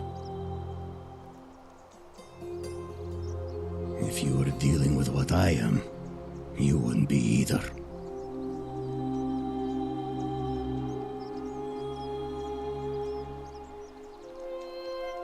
Nobody is supposed to know about that. Did Lucretia tell you?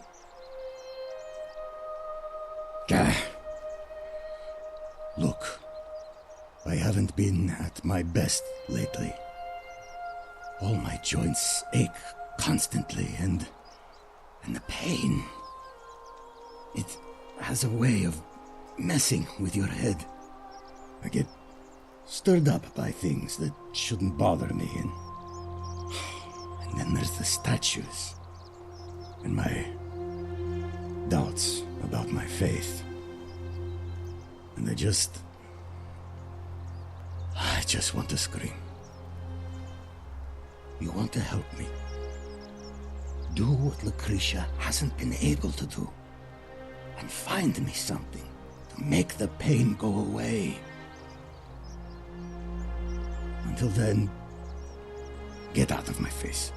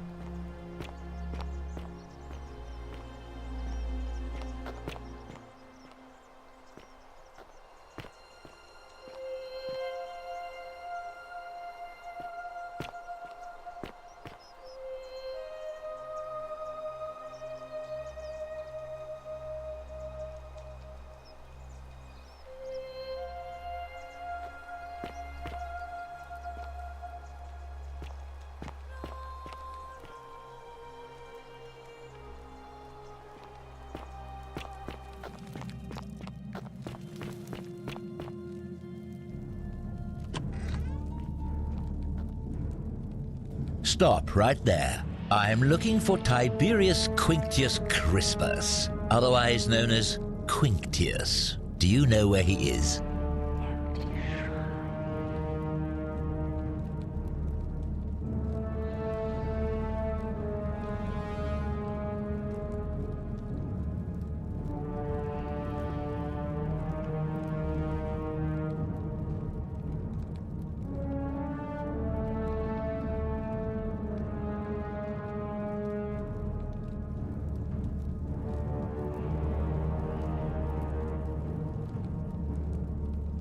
Thank you. For your service to the Empire, I'll let you live for now, but you'd best make sure our paths don't cross again.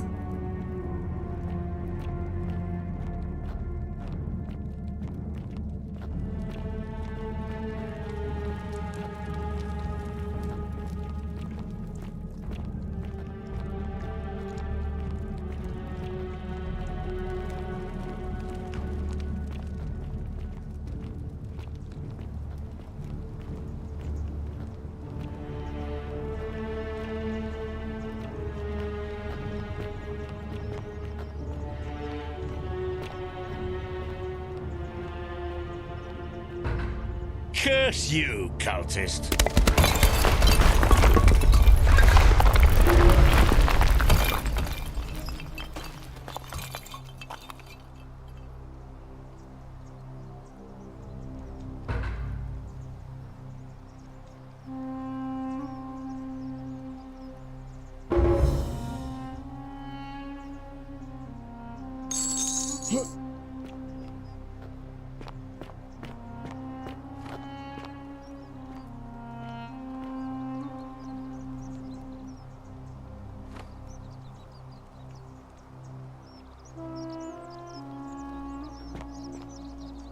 You there? I'm sorry to trouble you, but I couldn't help but notice that fine bow you're carrying. No idea how you managed to get your hands on it, especially in the light of our dear old magistrate's ban, but I'm impressed. And before you ask, no, I wouldn't dream of trying to buy it from you. I have no use for a wooden bow myself. But I would like to propose a joint business venture of sorts. Tell me, do you have any idea how people here end up as golden statues?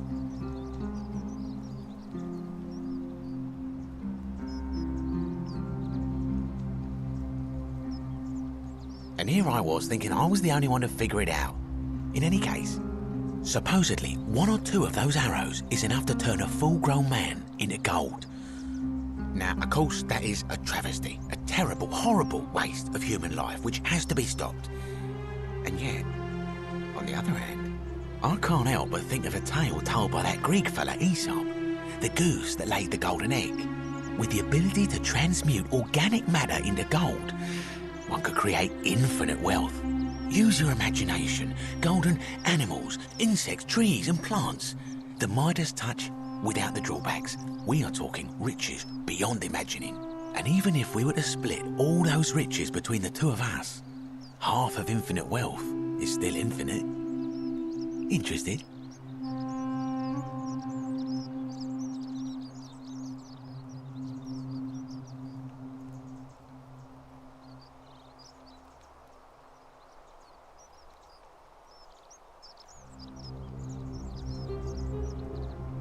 Excellent.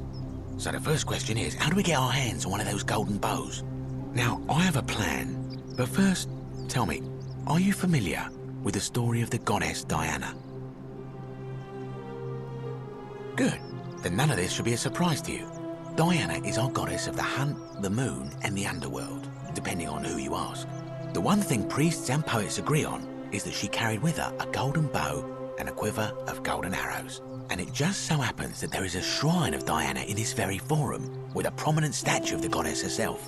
And would you like to guess what she's holding in her hand? Precisely. I can't tell you how many hours I've spent in that temple staring at it, trying to figure out how to retrieve it without breaking you-know-what. Oh, gods, no! If you tried that, we'd all be dead within moments, I'm sure. No, here's what I propose. You give your bow to me, I cover it in a thin layer of gold leaf, and we create a replica of a golden bow. Then you enter the shrine, extinguish the braziers, and under cover of darkness, swap out the fake for the original. It's not theft exactly, it's more of a trade. But make no mistake, this is a dangerous path, and there's no way of knowing where it will lead. But in my experience, all the best adventures begin with a risky first step. Now, you must have questions. Ask away.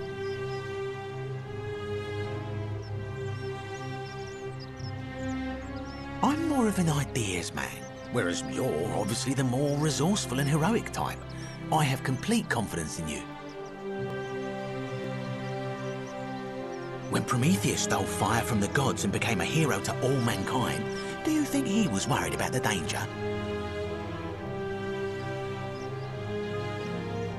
Because the gods would see you, of course, hence my proposal.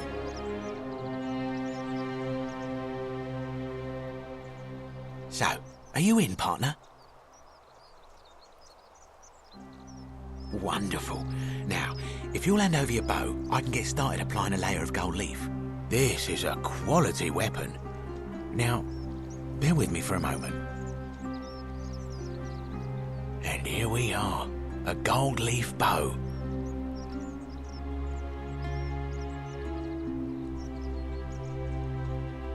Now, I've gone and unlocked the Shrine of Diana for you, so as quick as you can, head on inside. It's just at the end of the street on the left. May the gods not watch over you.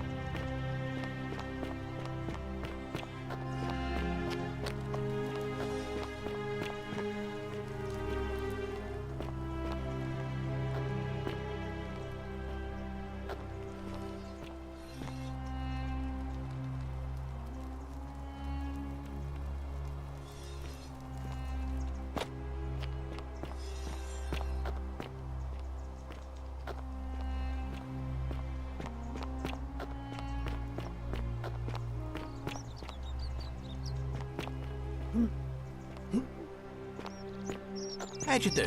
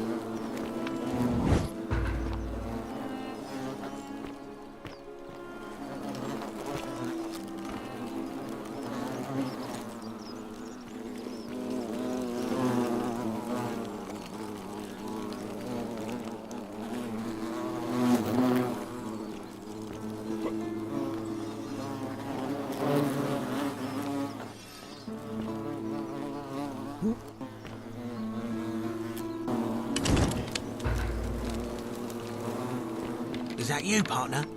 Do you have the bow? Wonderful. Just go ahead and slide it under the door for me and I'll unlock it for you. A little bit slow, aren't you? Yes, I locked you in, and until you give me my bow, you're gonna stay in there, like Tantalus in Tartarus. No, technically, I never said that. I said, if we were to split all those riches between the two of us, infinite wealth is still infinite. It's hardly my fault if you can't tell the difference between a hypothetical and a promise, now is it? Oh, I do love a good loophole.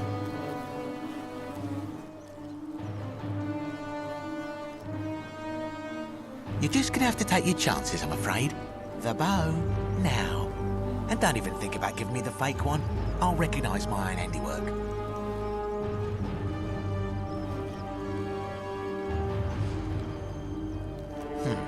I would reconsider my position quickly if I were you.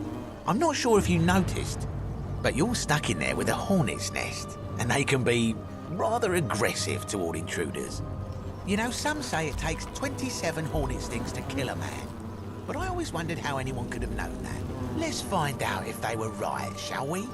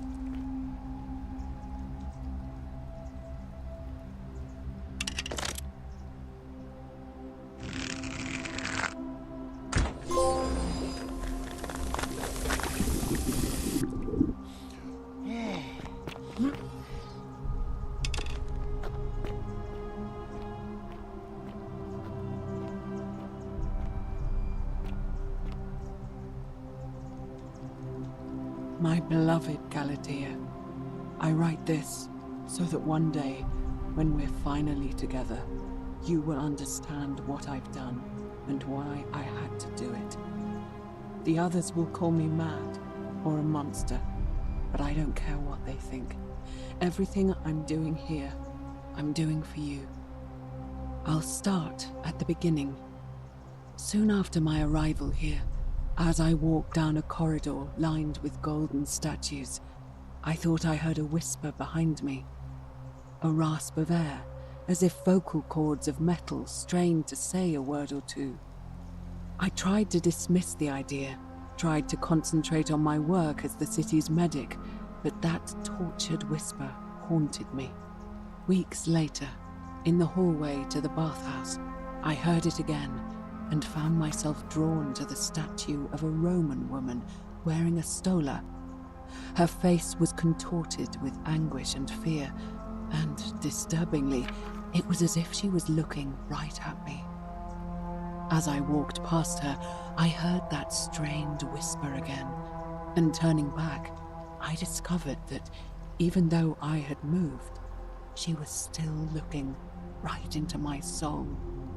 That was when it dawned on me. This was no statue. This was a woman trapped within that golden prison. Naturally, I told the others, but when I could not reproduce the results of my experiment, they would not believe me.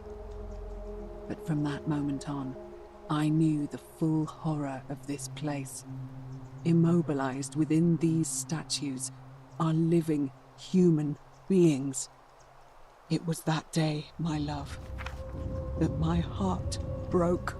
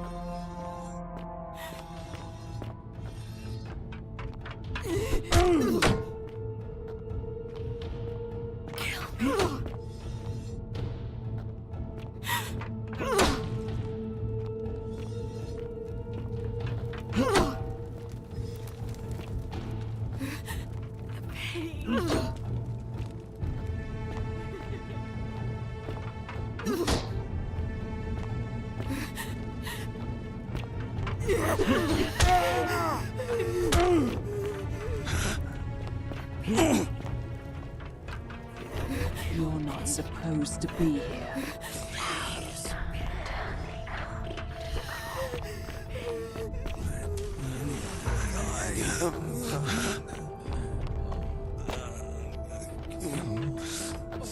I just want to die. Use me. Help kill me. Help kill me.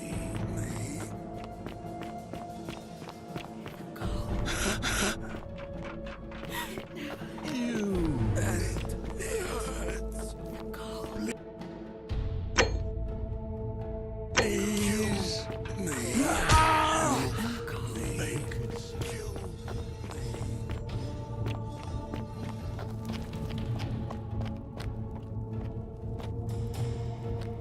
Kill me, please, and it hurts.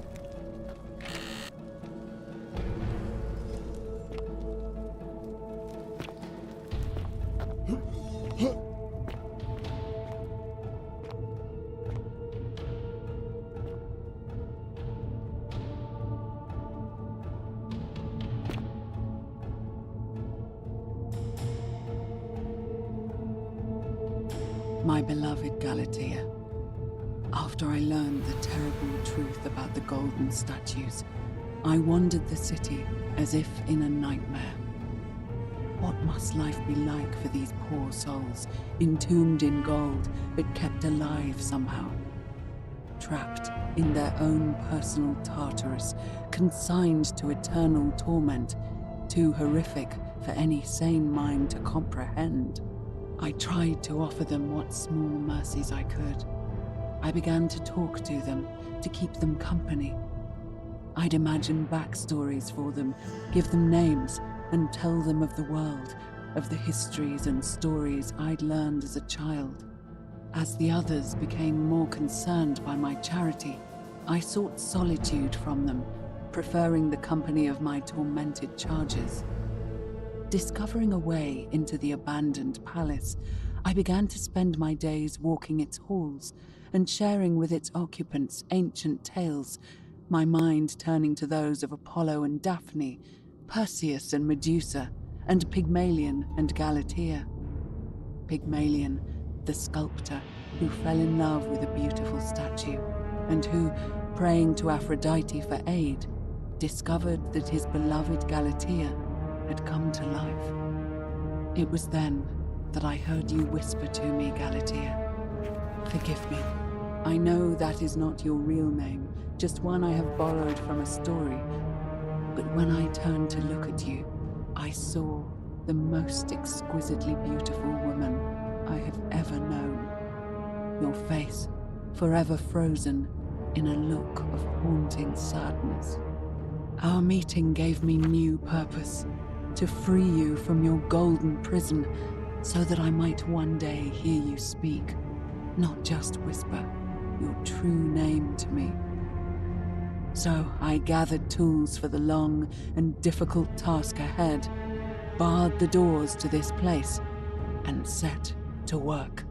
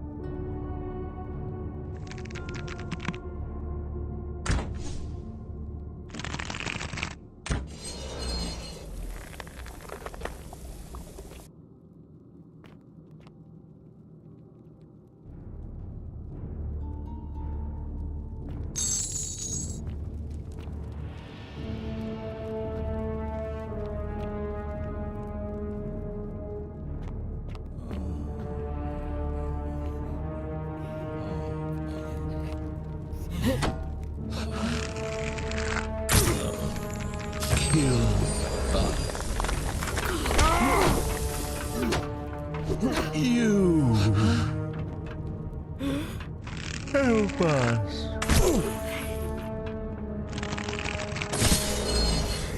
I just need time.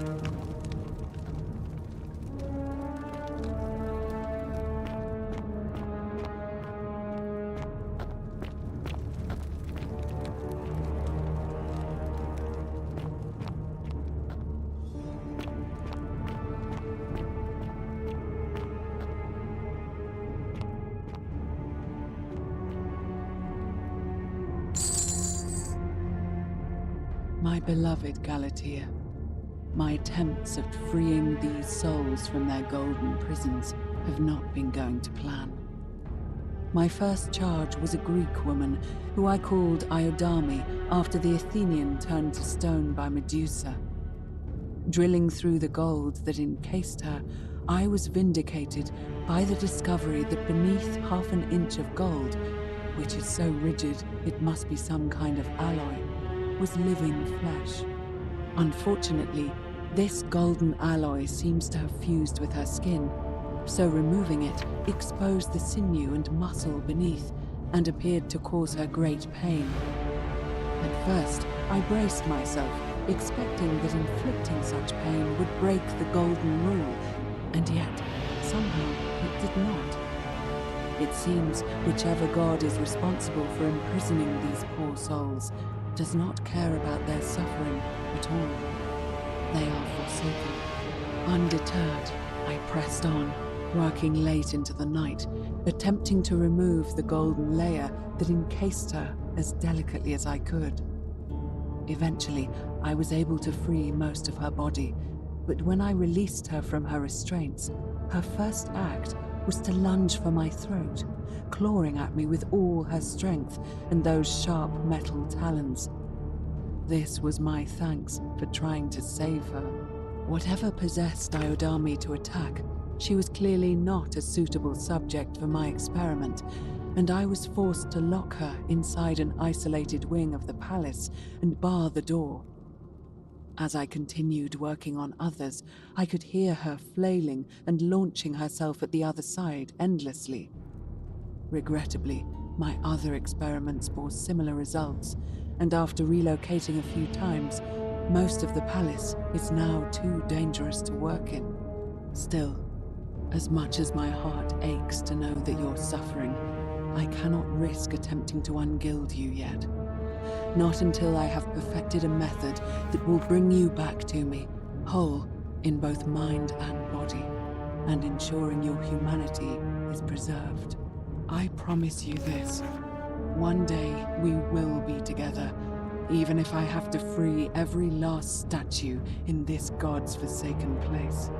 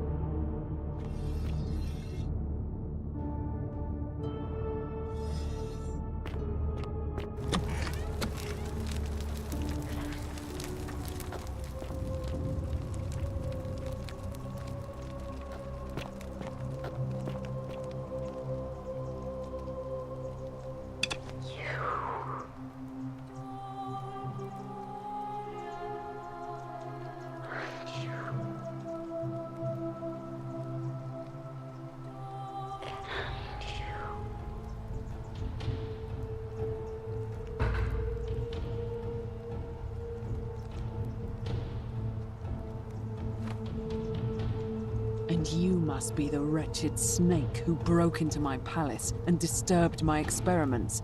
And worst of all, look at what you made me do to her. This never would have happened if you just stayed away. You're going to pay for that.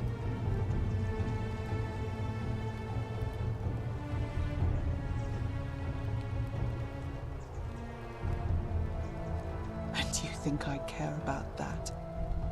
I don't care what happens to me, as long as you get what you deserve.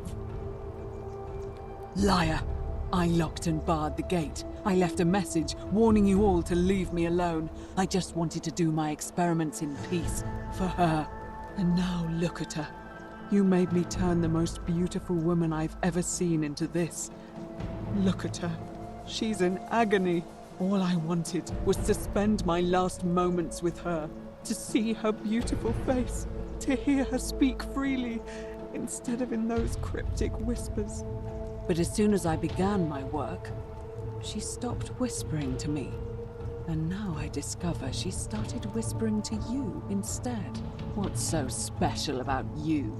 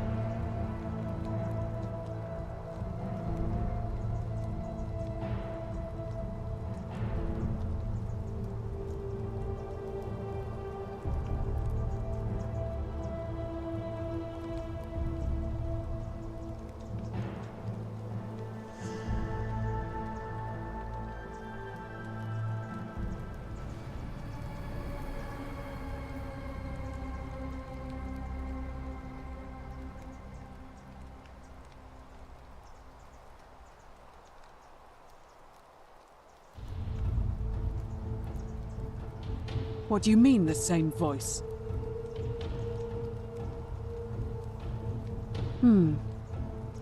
Yes. I remember when they used to whisper to me. They did sound similar. I just thought it was because all voices sound the same when they whisper. But now that I think about it, they were all benevolent and seemed to share a common knowledge. But if these bodies are mere conduits for that one voice, then this body is nobody. And everything I've done here was... Wait, I see what you're doing. You're trying to steal her away from me. Were you planning to wait until I'd done all the hard work, then swoop in? Is that it? Liar! You tried to steal her away from me, and now look what you made me do. Give me one good reason why I shouldn't peel you too. What? What are you talking about? Wait. So you're saying you weren't coming for us? So I did all this. I ruined her. For nothing. What have I done? Oh God, I feel sick. I can't bear the thought of her being like this. And in so much pain. It's the air coming into contact with her flesh. It's agonizing for them. But the only way to fix it will be to break the golden rule and let it run its course. At least that way she'd be golden again, and we'd be together. All it would take is one little cut.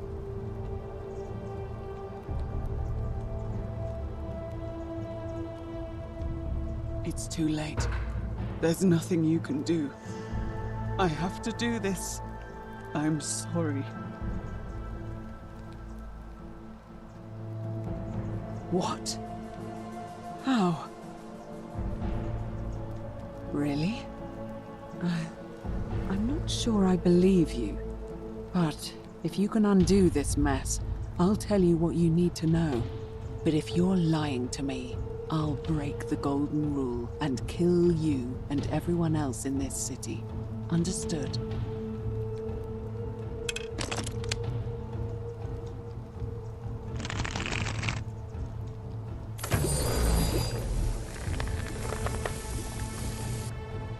You did it. You took away her pain. I don't know what to say. Thank you. Thank you. I swear I will never harm her again. I swear it. I'll stay here to keep her company. But these poor souls, what can be done for them? I've tried everything I can.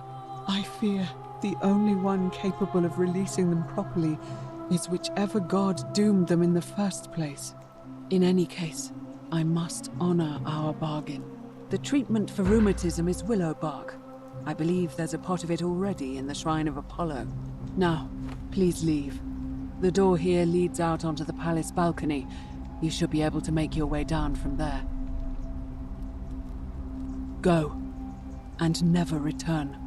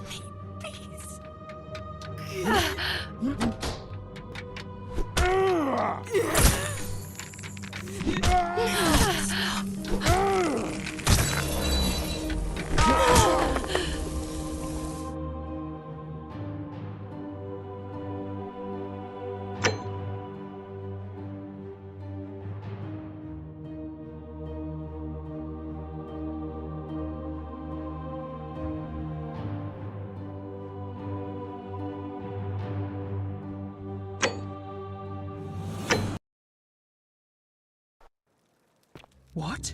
Are you still here?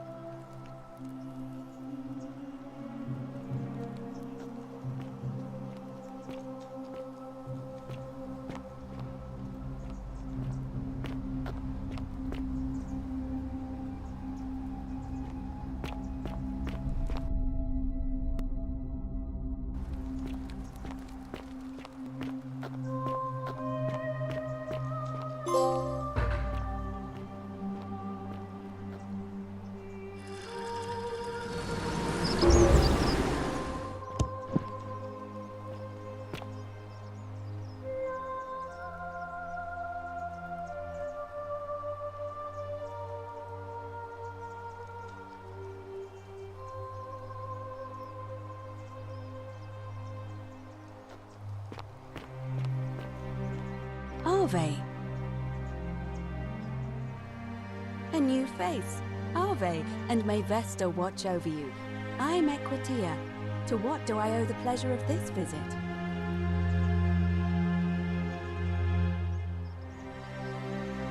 Oh my.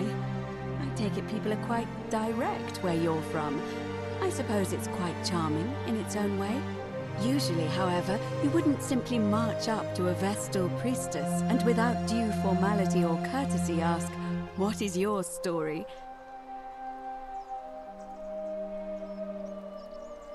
The proper approach would be to arrange an introduction through a mutual acquaintance in high office, by which time you would already know how to address me. And then you would find a way to satisfy your curiosity rather more indirectly. But to be honest, I've often thought what an unnecessarily formal way to communicate that is. So, let's do it your way. You just keep being yourself and ask whatever you like. It'll be a refreshing change. You know, I'm not entirely sure. But what about you? How did you end up here?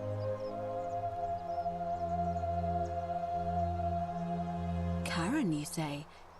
And nothing about that name seemed odd to you?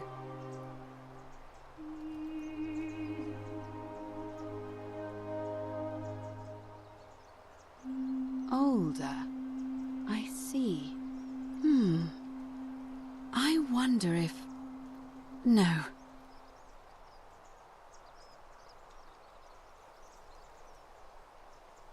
I apologize. I don't mean to be cryptic. It's just that you've got me thinking. Have you spoken with any of the others about how they arrived here too? I really think you should. Go around and ask them what they remember and see if you notice any patterns.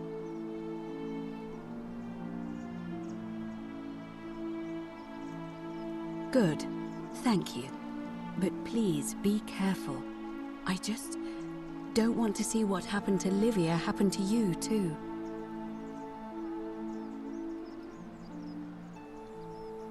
You have? Then what is it? Yes, I understand many of our friends were carried here by a river current. What else? There are definitely some common threads there. But I think we'll need at least a few to ensure we're not just seeing coincidences. Keep asking people how they wound up here. I don't want us to rush to any conclusions yet. Livia's fate weighs heavily on my mind and dictates we should be sure. Yes, you should ask the others first.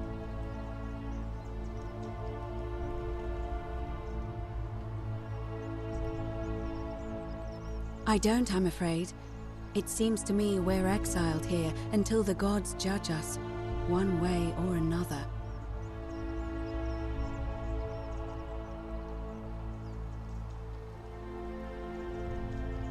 I'm quite sure it's the work of the gods, which is strange because they've never been particularly concerned with our misdeeds, as long as we've kept the peace of the gods. We ask for blessings, for good health, bountiful harvest, military victory, and in return, we offer praise, wine, incense, or animals. But here, it seems they require much more of us. I find myself reminded of an especially pertinent tale from our great poet Ovid in his epic Metamorphoses. Would you like to hear it? It is rather long. Wonderful. It goes like this. Baucis and Philemon were an old married couple living a humble life in a small town. One night, the town gets a visit from a couple of vagrants. They go from door to door, asking for a place to stay the night. Of course, being vagrants, they're turned away sharply from house after house, 1,000 in all, until finally they come to the little cottage where Baucis and Philemon lived. Now, the kind old couple had very little to offer, but nevertheless, they invite these strangers into their house and offer them food, wine, and a place to stay. Immediately, the guests make themselves at home. They begin gulping down the old couple's wine, so much so that Baucis, the old lady, begins to worry they're going to run out. And then she notices something strange. Her wine pitcher keeps refilling itself, as if by magic, realizing only a select few possess such powers, says to her husband, Philemon, "I think these men are gods in disguise." Immediately, the couple begins apologizing for offering such coarse wine, and the vagrants metamorphosize and reveal themselves to be Jupiter, the king of the gods, and Mercury, the trickster god. They confide they didn't mind the meager offerings. They were just pleased that someone in the town offered them hospitality. Then Jupiter says to them, "You have passed our test, but everyone else in this city failed, so we are going to destroy this place and everyone in it, except you, who we will grant a wish." So old Baucis and Philemon escape up into the mountains safely, and they receive their wish, which is for eternity together. Meanwhile, Jupiter carries through with his threat and wipes that city off the map. Some say the moral of that story is that we must all honor the sacred rituals of guest friendship, the reciprocal obligations owed between hosts and guests. But I like to think it's that we should always show compassion for those less fortunate than ourselves.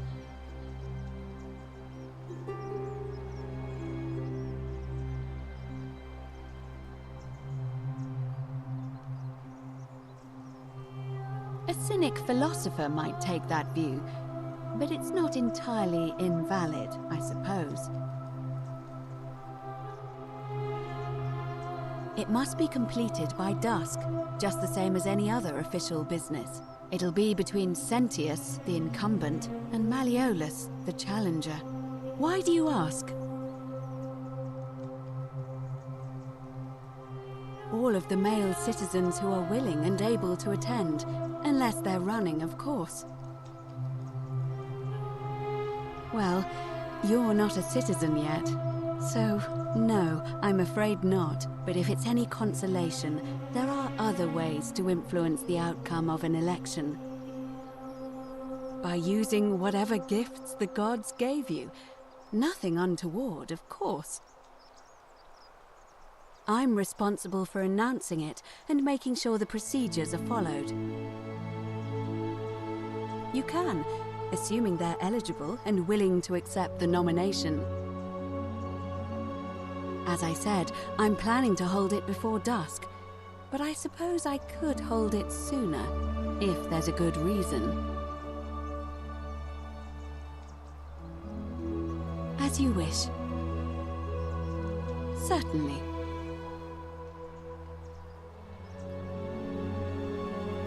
Come back to me once you've acquainted yourself with the rest of our neighbors.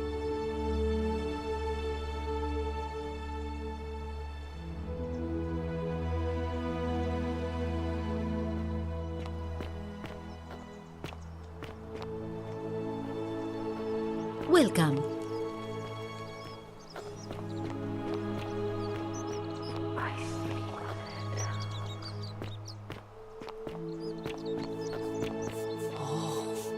Shiny.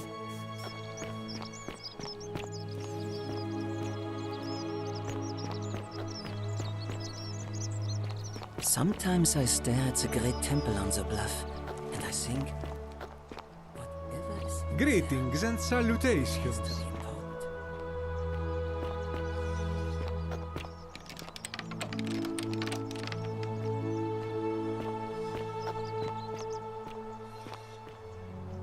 Greetings, I'm Georgius. It gladdens me to see another foreigner in our midst. We must stick together, you and I. And I must say, my sartorial friend, your clothing is most extraordinary.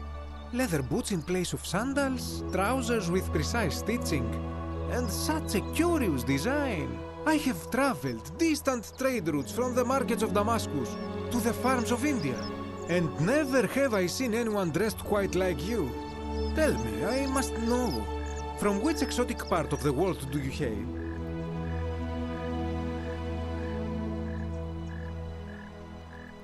Is this a riddle, or perhaps you mean to say you feel like you are ahead of your time? I feel the same way. Another reason for us to stick together. We will have much time here to get to know one another. But for now, do you require assistance? I know you do not require clothing, so information perhaps? My story How kind of you to ask. I am a tailor and I run the humble shop in the forum.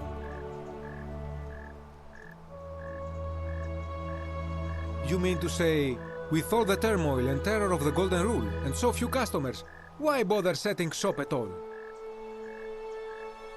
I'll tell you, it is precisely because of the Golden Rule that I wish to remind my friends of the importance of looking one's best. I say, the more of our customs we preserve down here, the more we can preserve a semblance of normality, the better our chances of keeping our heads. Don't you agree?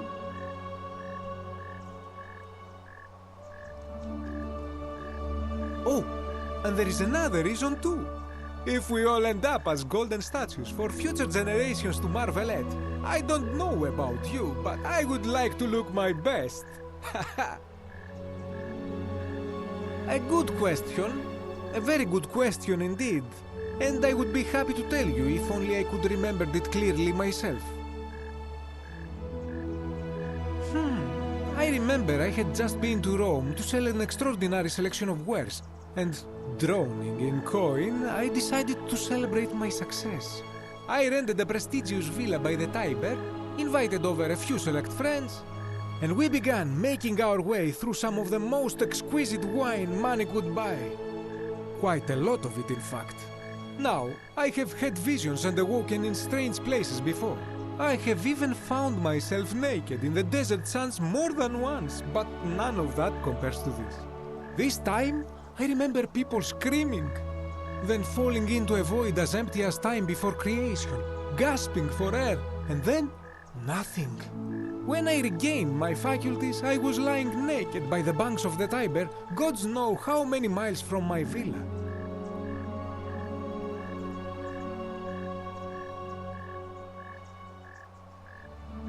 Indeed. I'm lucky I was carrying a little extra weight.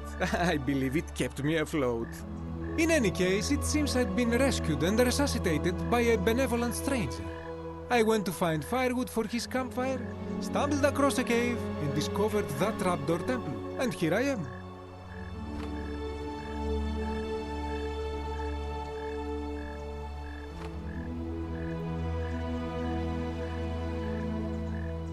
Anything you like.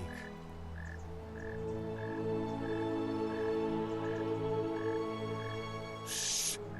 Not so loud! What are you playing at? Have you not been told about the last attempt?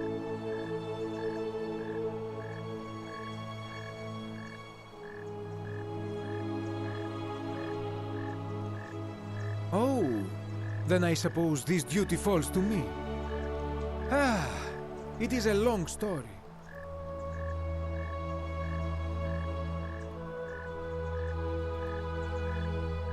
Of course, the first question any of us asks when we first arrive is, how do I escape?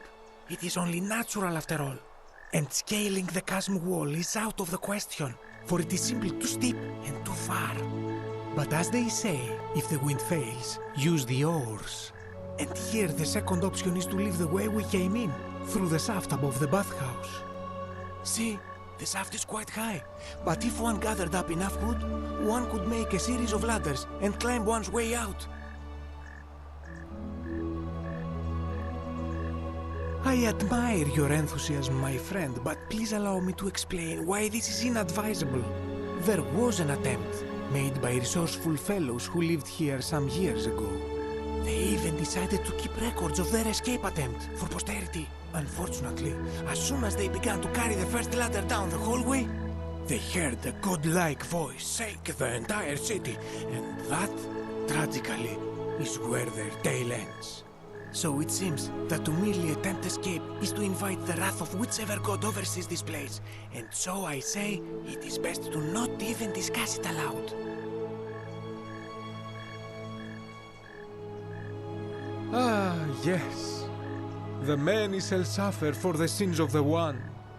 As a Greek, this is nothing new to me. It is how our gods operate. Have you not heard the tale of the god Hades? He was the first to learn this dreadful lesson when he abducted Persephone and imprisoned her in the underworld. When Demeter, the mother of Persephone, learned of this, she did not punish Hades, the guilty one. Instead, she changed the climate of Earth, so that it became hot and dry. Nothing grew. The grain turned to empty husks, and the rivers dried up. Innocent people died by the tens of thousands, until at last the other gods were forced to act, lest they have no worshippers left. So yes, we know this rule. This has always been the case. The Golden Rule has merely brought it into focus. If we are to survive, I say we must each heed the simple wisdom of Thales of Miletus, first of the 7 sages of Greece, who said, "Avoid doing what you would blame others for doing."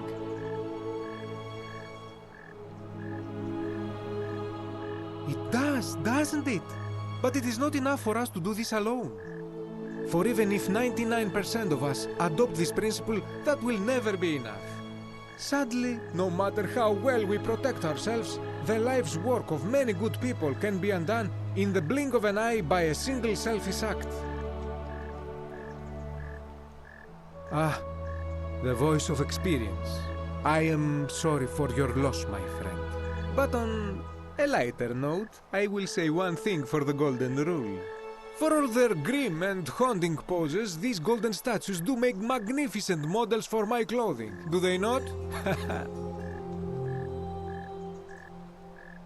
That, my friend, is quite the dilemma. But after some reflection, I'm leaning toward voting for Malleolus. I do not enjoy the thought of another visit from Domitius if I voted the wrong way. Nothing comes to my mind, my friend. I hope that our paths cross again soon, my friend.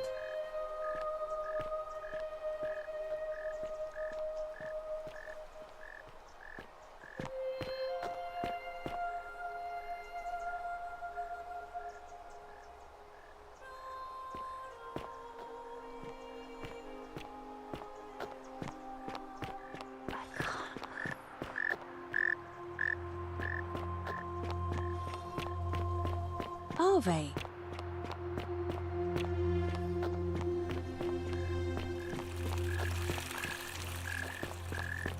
I hope you have a good reason for flouting my weapons ban.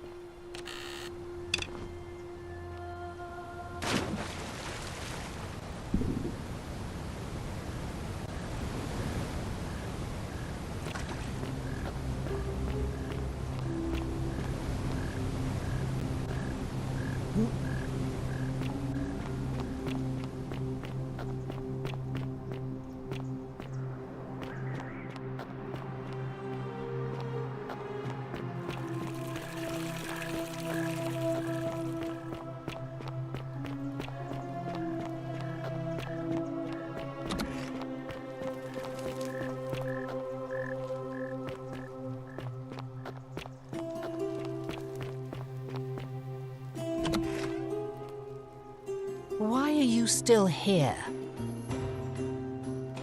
My marital affairs are no...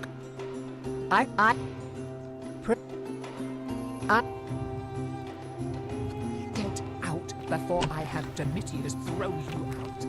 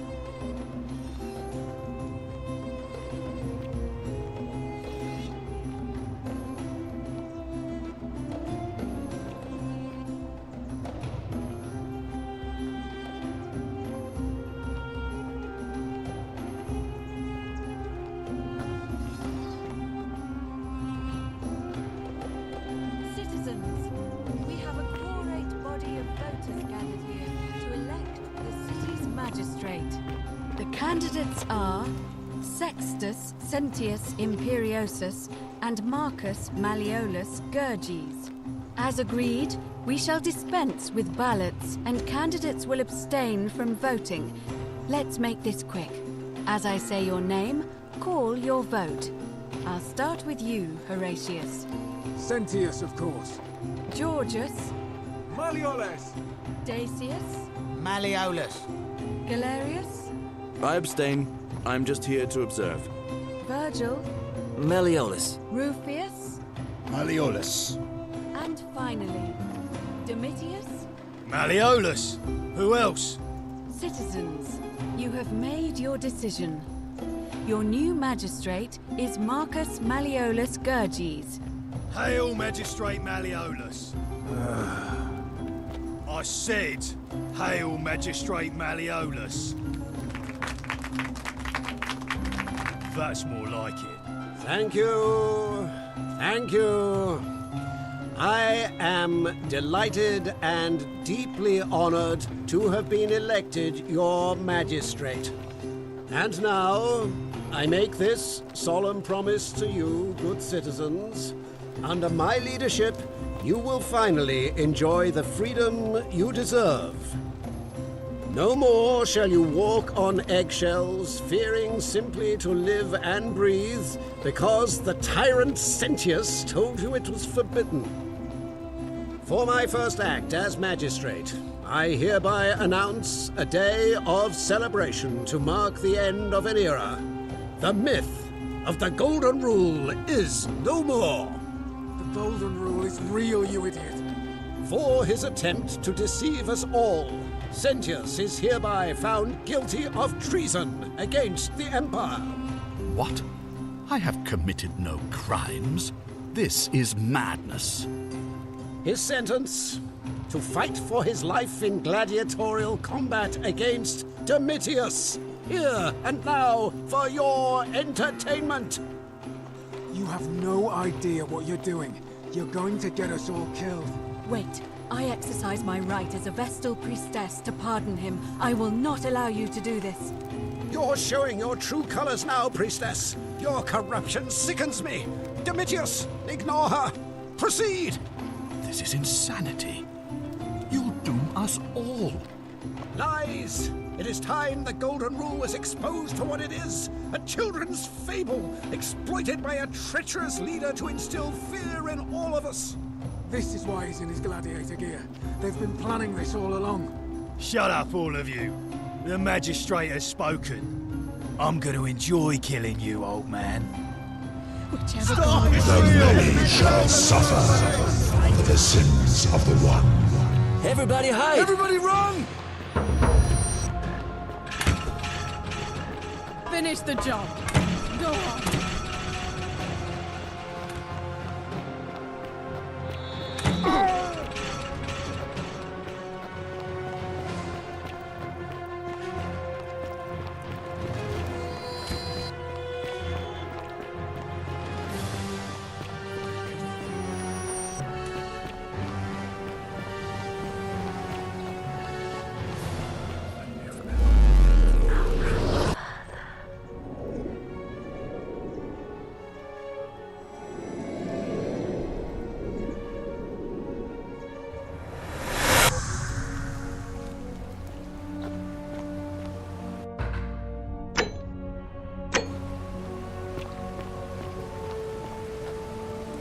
Salve, friend.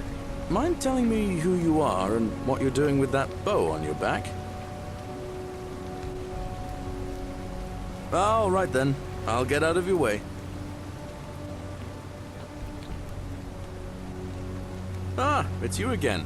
Hope you're settling in, friend. Now, what's on your mind? Well, it's a long one and kind of sad, but I don't mind telling it. I'm a farmer. Always have been. I grew up in a small village in Britannia, Camulodunum, with my parents and 2 little sisters. Lovely part of the world. One day, when I was about 20, my father and I were in the top paddock, loading our cart, when some Roman legionaries came along, demanding produce for their men. My father told me to run into the house for his axe, and so I did.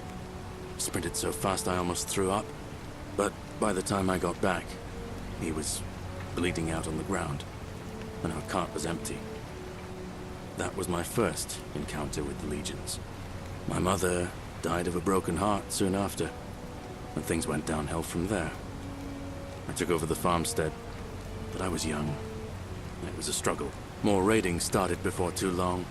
We'd come outside in the morning to find animals missing, our stores pillaged. These Legion thugs just took whatever they wanted.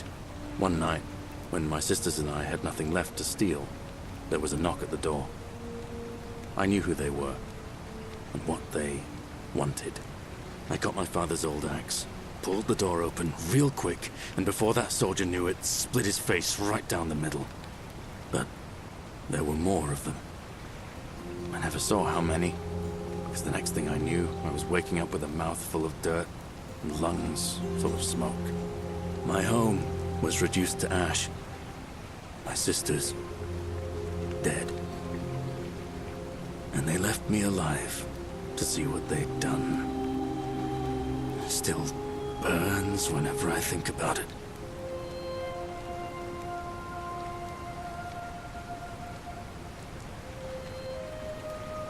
Yeah, well, I wasn't the only one this happened to. It wasn't long before Boudica led thousands of Britons in a rebellion against the Romans. Unfortunately, there were just too many of them. And those of us who survived, they enslaved. So, then I found myself being transported all the way to Rome, to be sold to the highest bidder. I spent a few years working for my new master, learning the Romans' ways, Romanized my name and everything. Tried to escape a couple of times, but they always found me, and I'd just end up right back where I was. I'd probably still be there too, if it wasn't for the stampedes breaking out. You see, about 7 months ago, an enormous fire broke out in Rome. Everybody was running down toward the river, screaming and shouting. Never seen anything like it. Human beings acting like cattle. I got swept up with them somehow, and the rest is a blur. The next thing I knew, some stranger was dragging me out of a river. Stumbled across this place and started my life over again. That's what I thought too, for a while. But it seems the gods aren't done tormenting me yet. See, I finally had my own farm again, safe from the grasping hands of the Romans. Or so I thought. Until Sentius the Decurion demanded I hand over all my produce. It's for the good of us all, he says. Only he takes the best bits for himself, of course. He even told me if I refuse his demands, I'll break the golden rule. I'm not sure I believe him, but then, what if he's right? So, it turns out our dear old magistrate is no better than the Legion thugs who took everything from me. I'm right back where I began. But don't you worry, Nemesis is waiting, and he'll get his, one day. He'll get his. Forget I said that last part, will you? I get carried away sometimes. Thanks, friend. I knew I liked you. Anyway, that's enough of me rambling. Was there something else you wanted to talk about? Well, as much as I'd love to get out of here, the harvest's always more fruitful in another man's field, isn't it? But Scintilla, Sentius' daughter, went missing a few weeks back. Could be she found a way out. If anyone knows for sure, it'll be her sister, Sentia. But she'd never tell the likes of me.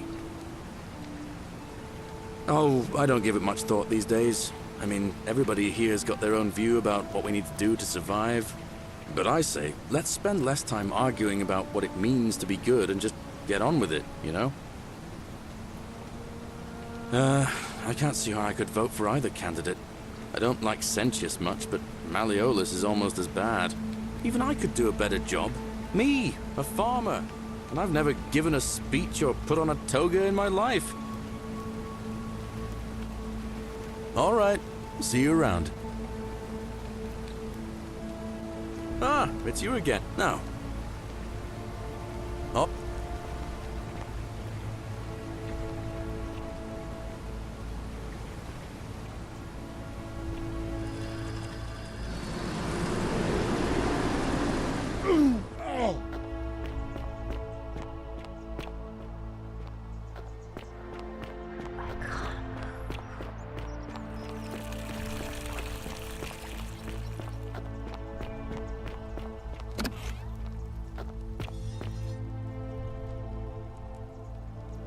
A new face.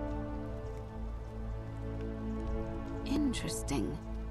I'm not sure why you're telling me, but you've come to the right person. Did you find a pattern then? What have you noticed? Yes, I understand many of our friends were carried here by a river current. What else? That's true. I know I wasn't entirely sure how I wound up here. What else? Yes, I also had such an encounter. It's as I feared. I think I understand what poor Livia has been going through. Let me ask you this. Did you happen to encounter a stranger in the forest before you arrived here? And did you happen to catch her name? I see. And was this Karen, by any chance, wearing a hood? Because I've seen her before. There's something I think you should see. I think you'd better follow me to the baths. What? How could you know that? And why are you talking to me instead of doing something about it? Please, go and stop him, and come back to me once we're no longer in danger.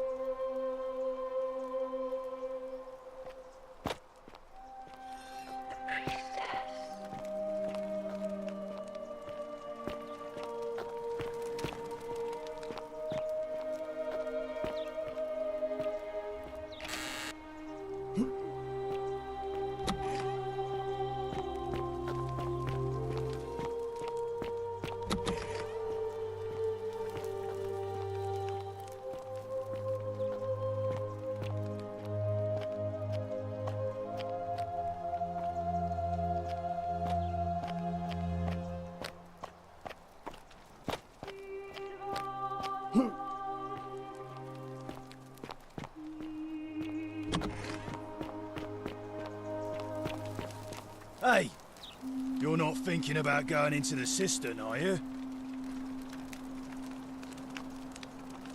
Contrary little cap at murder, aren't you? Nobody's told you about Hannibal? Ugh, why do I have to do everything round here? So, there was this guy called Hannibal, right? Funny accent. Used to go down into the cisterns looking for junk he could clean up and sell. One day, a few weeks back, he comes out and tells me the cisterns are haunted. Said he could hear spirits wailing. Of course, nobody believed him, because who trusts a Carthaginian, right? Anyway, a few days later, he goes back in. And hours go by, and he hasn't come back out, yeah? So I go down after him, and it's dark. But in the distance, I can just make out his body, sprawled out on the ground. And hunched over him was something that made my blood run cold. No word of a lie. I saw a creature. Like the corpse of a man who'd been flayed. And it was eating Hannibal. What any sane person would have done. I legged it out of there and put a sign at the door to warn the others. Well, it's your funeral.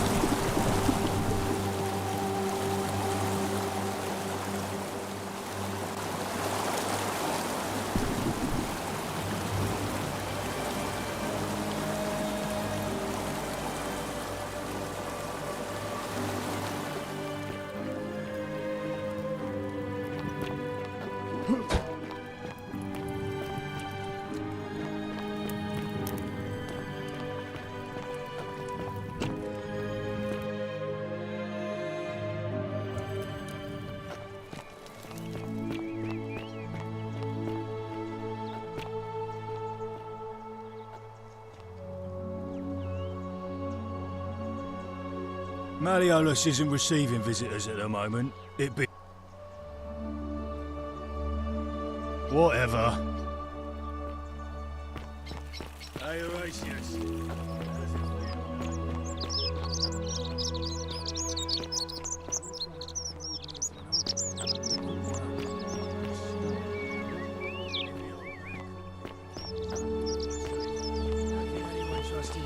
Safe, eh? Why do I get the feeling you lot had something to do with it? Are they?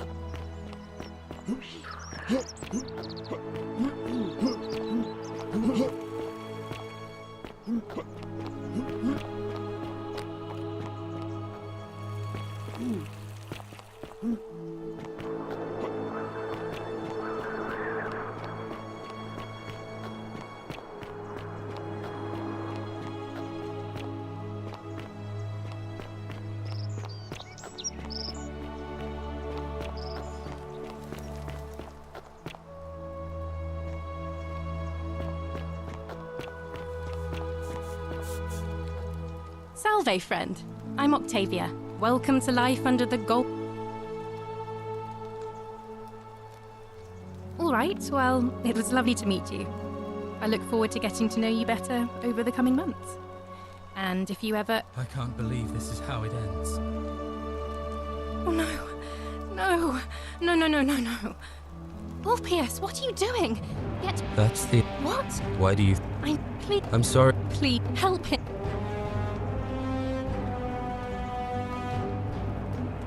Thank you. And please, choose your words carefully.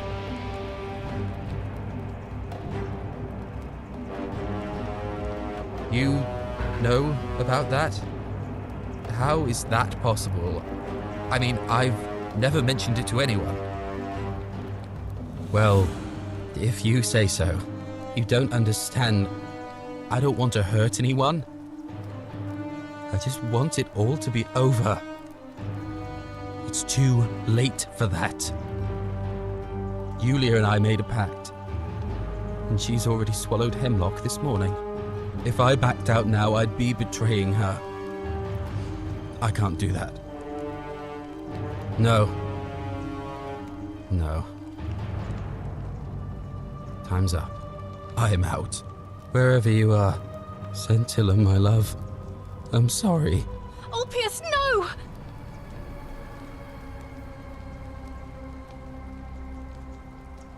I can't believe he went through with it. Oh Lord, that poor lamb. I'll have to let everyone know what happened, and I can't.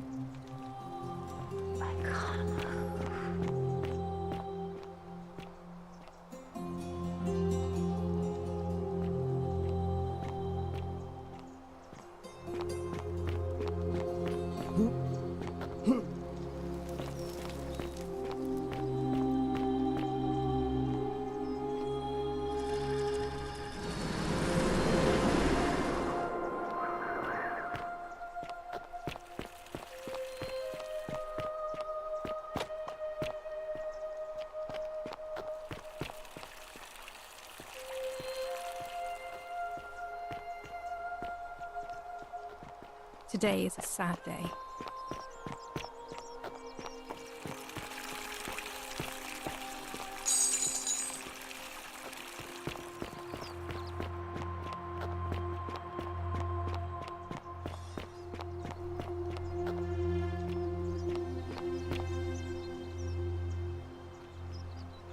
Name's Salve, Rufius. friend. If I did, do you think we'd be having this conversation? What a...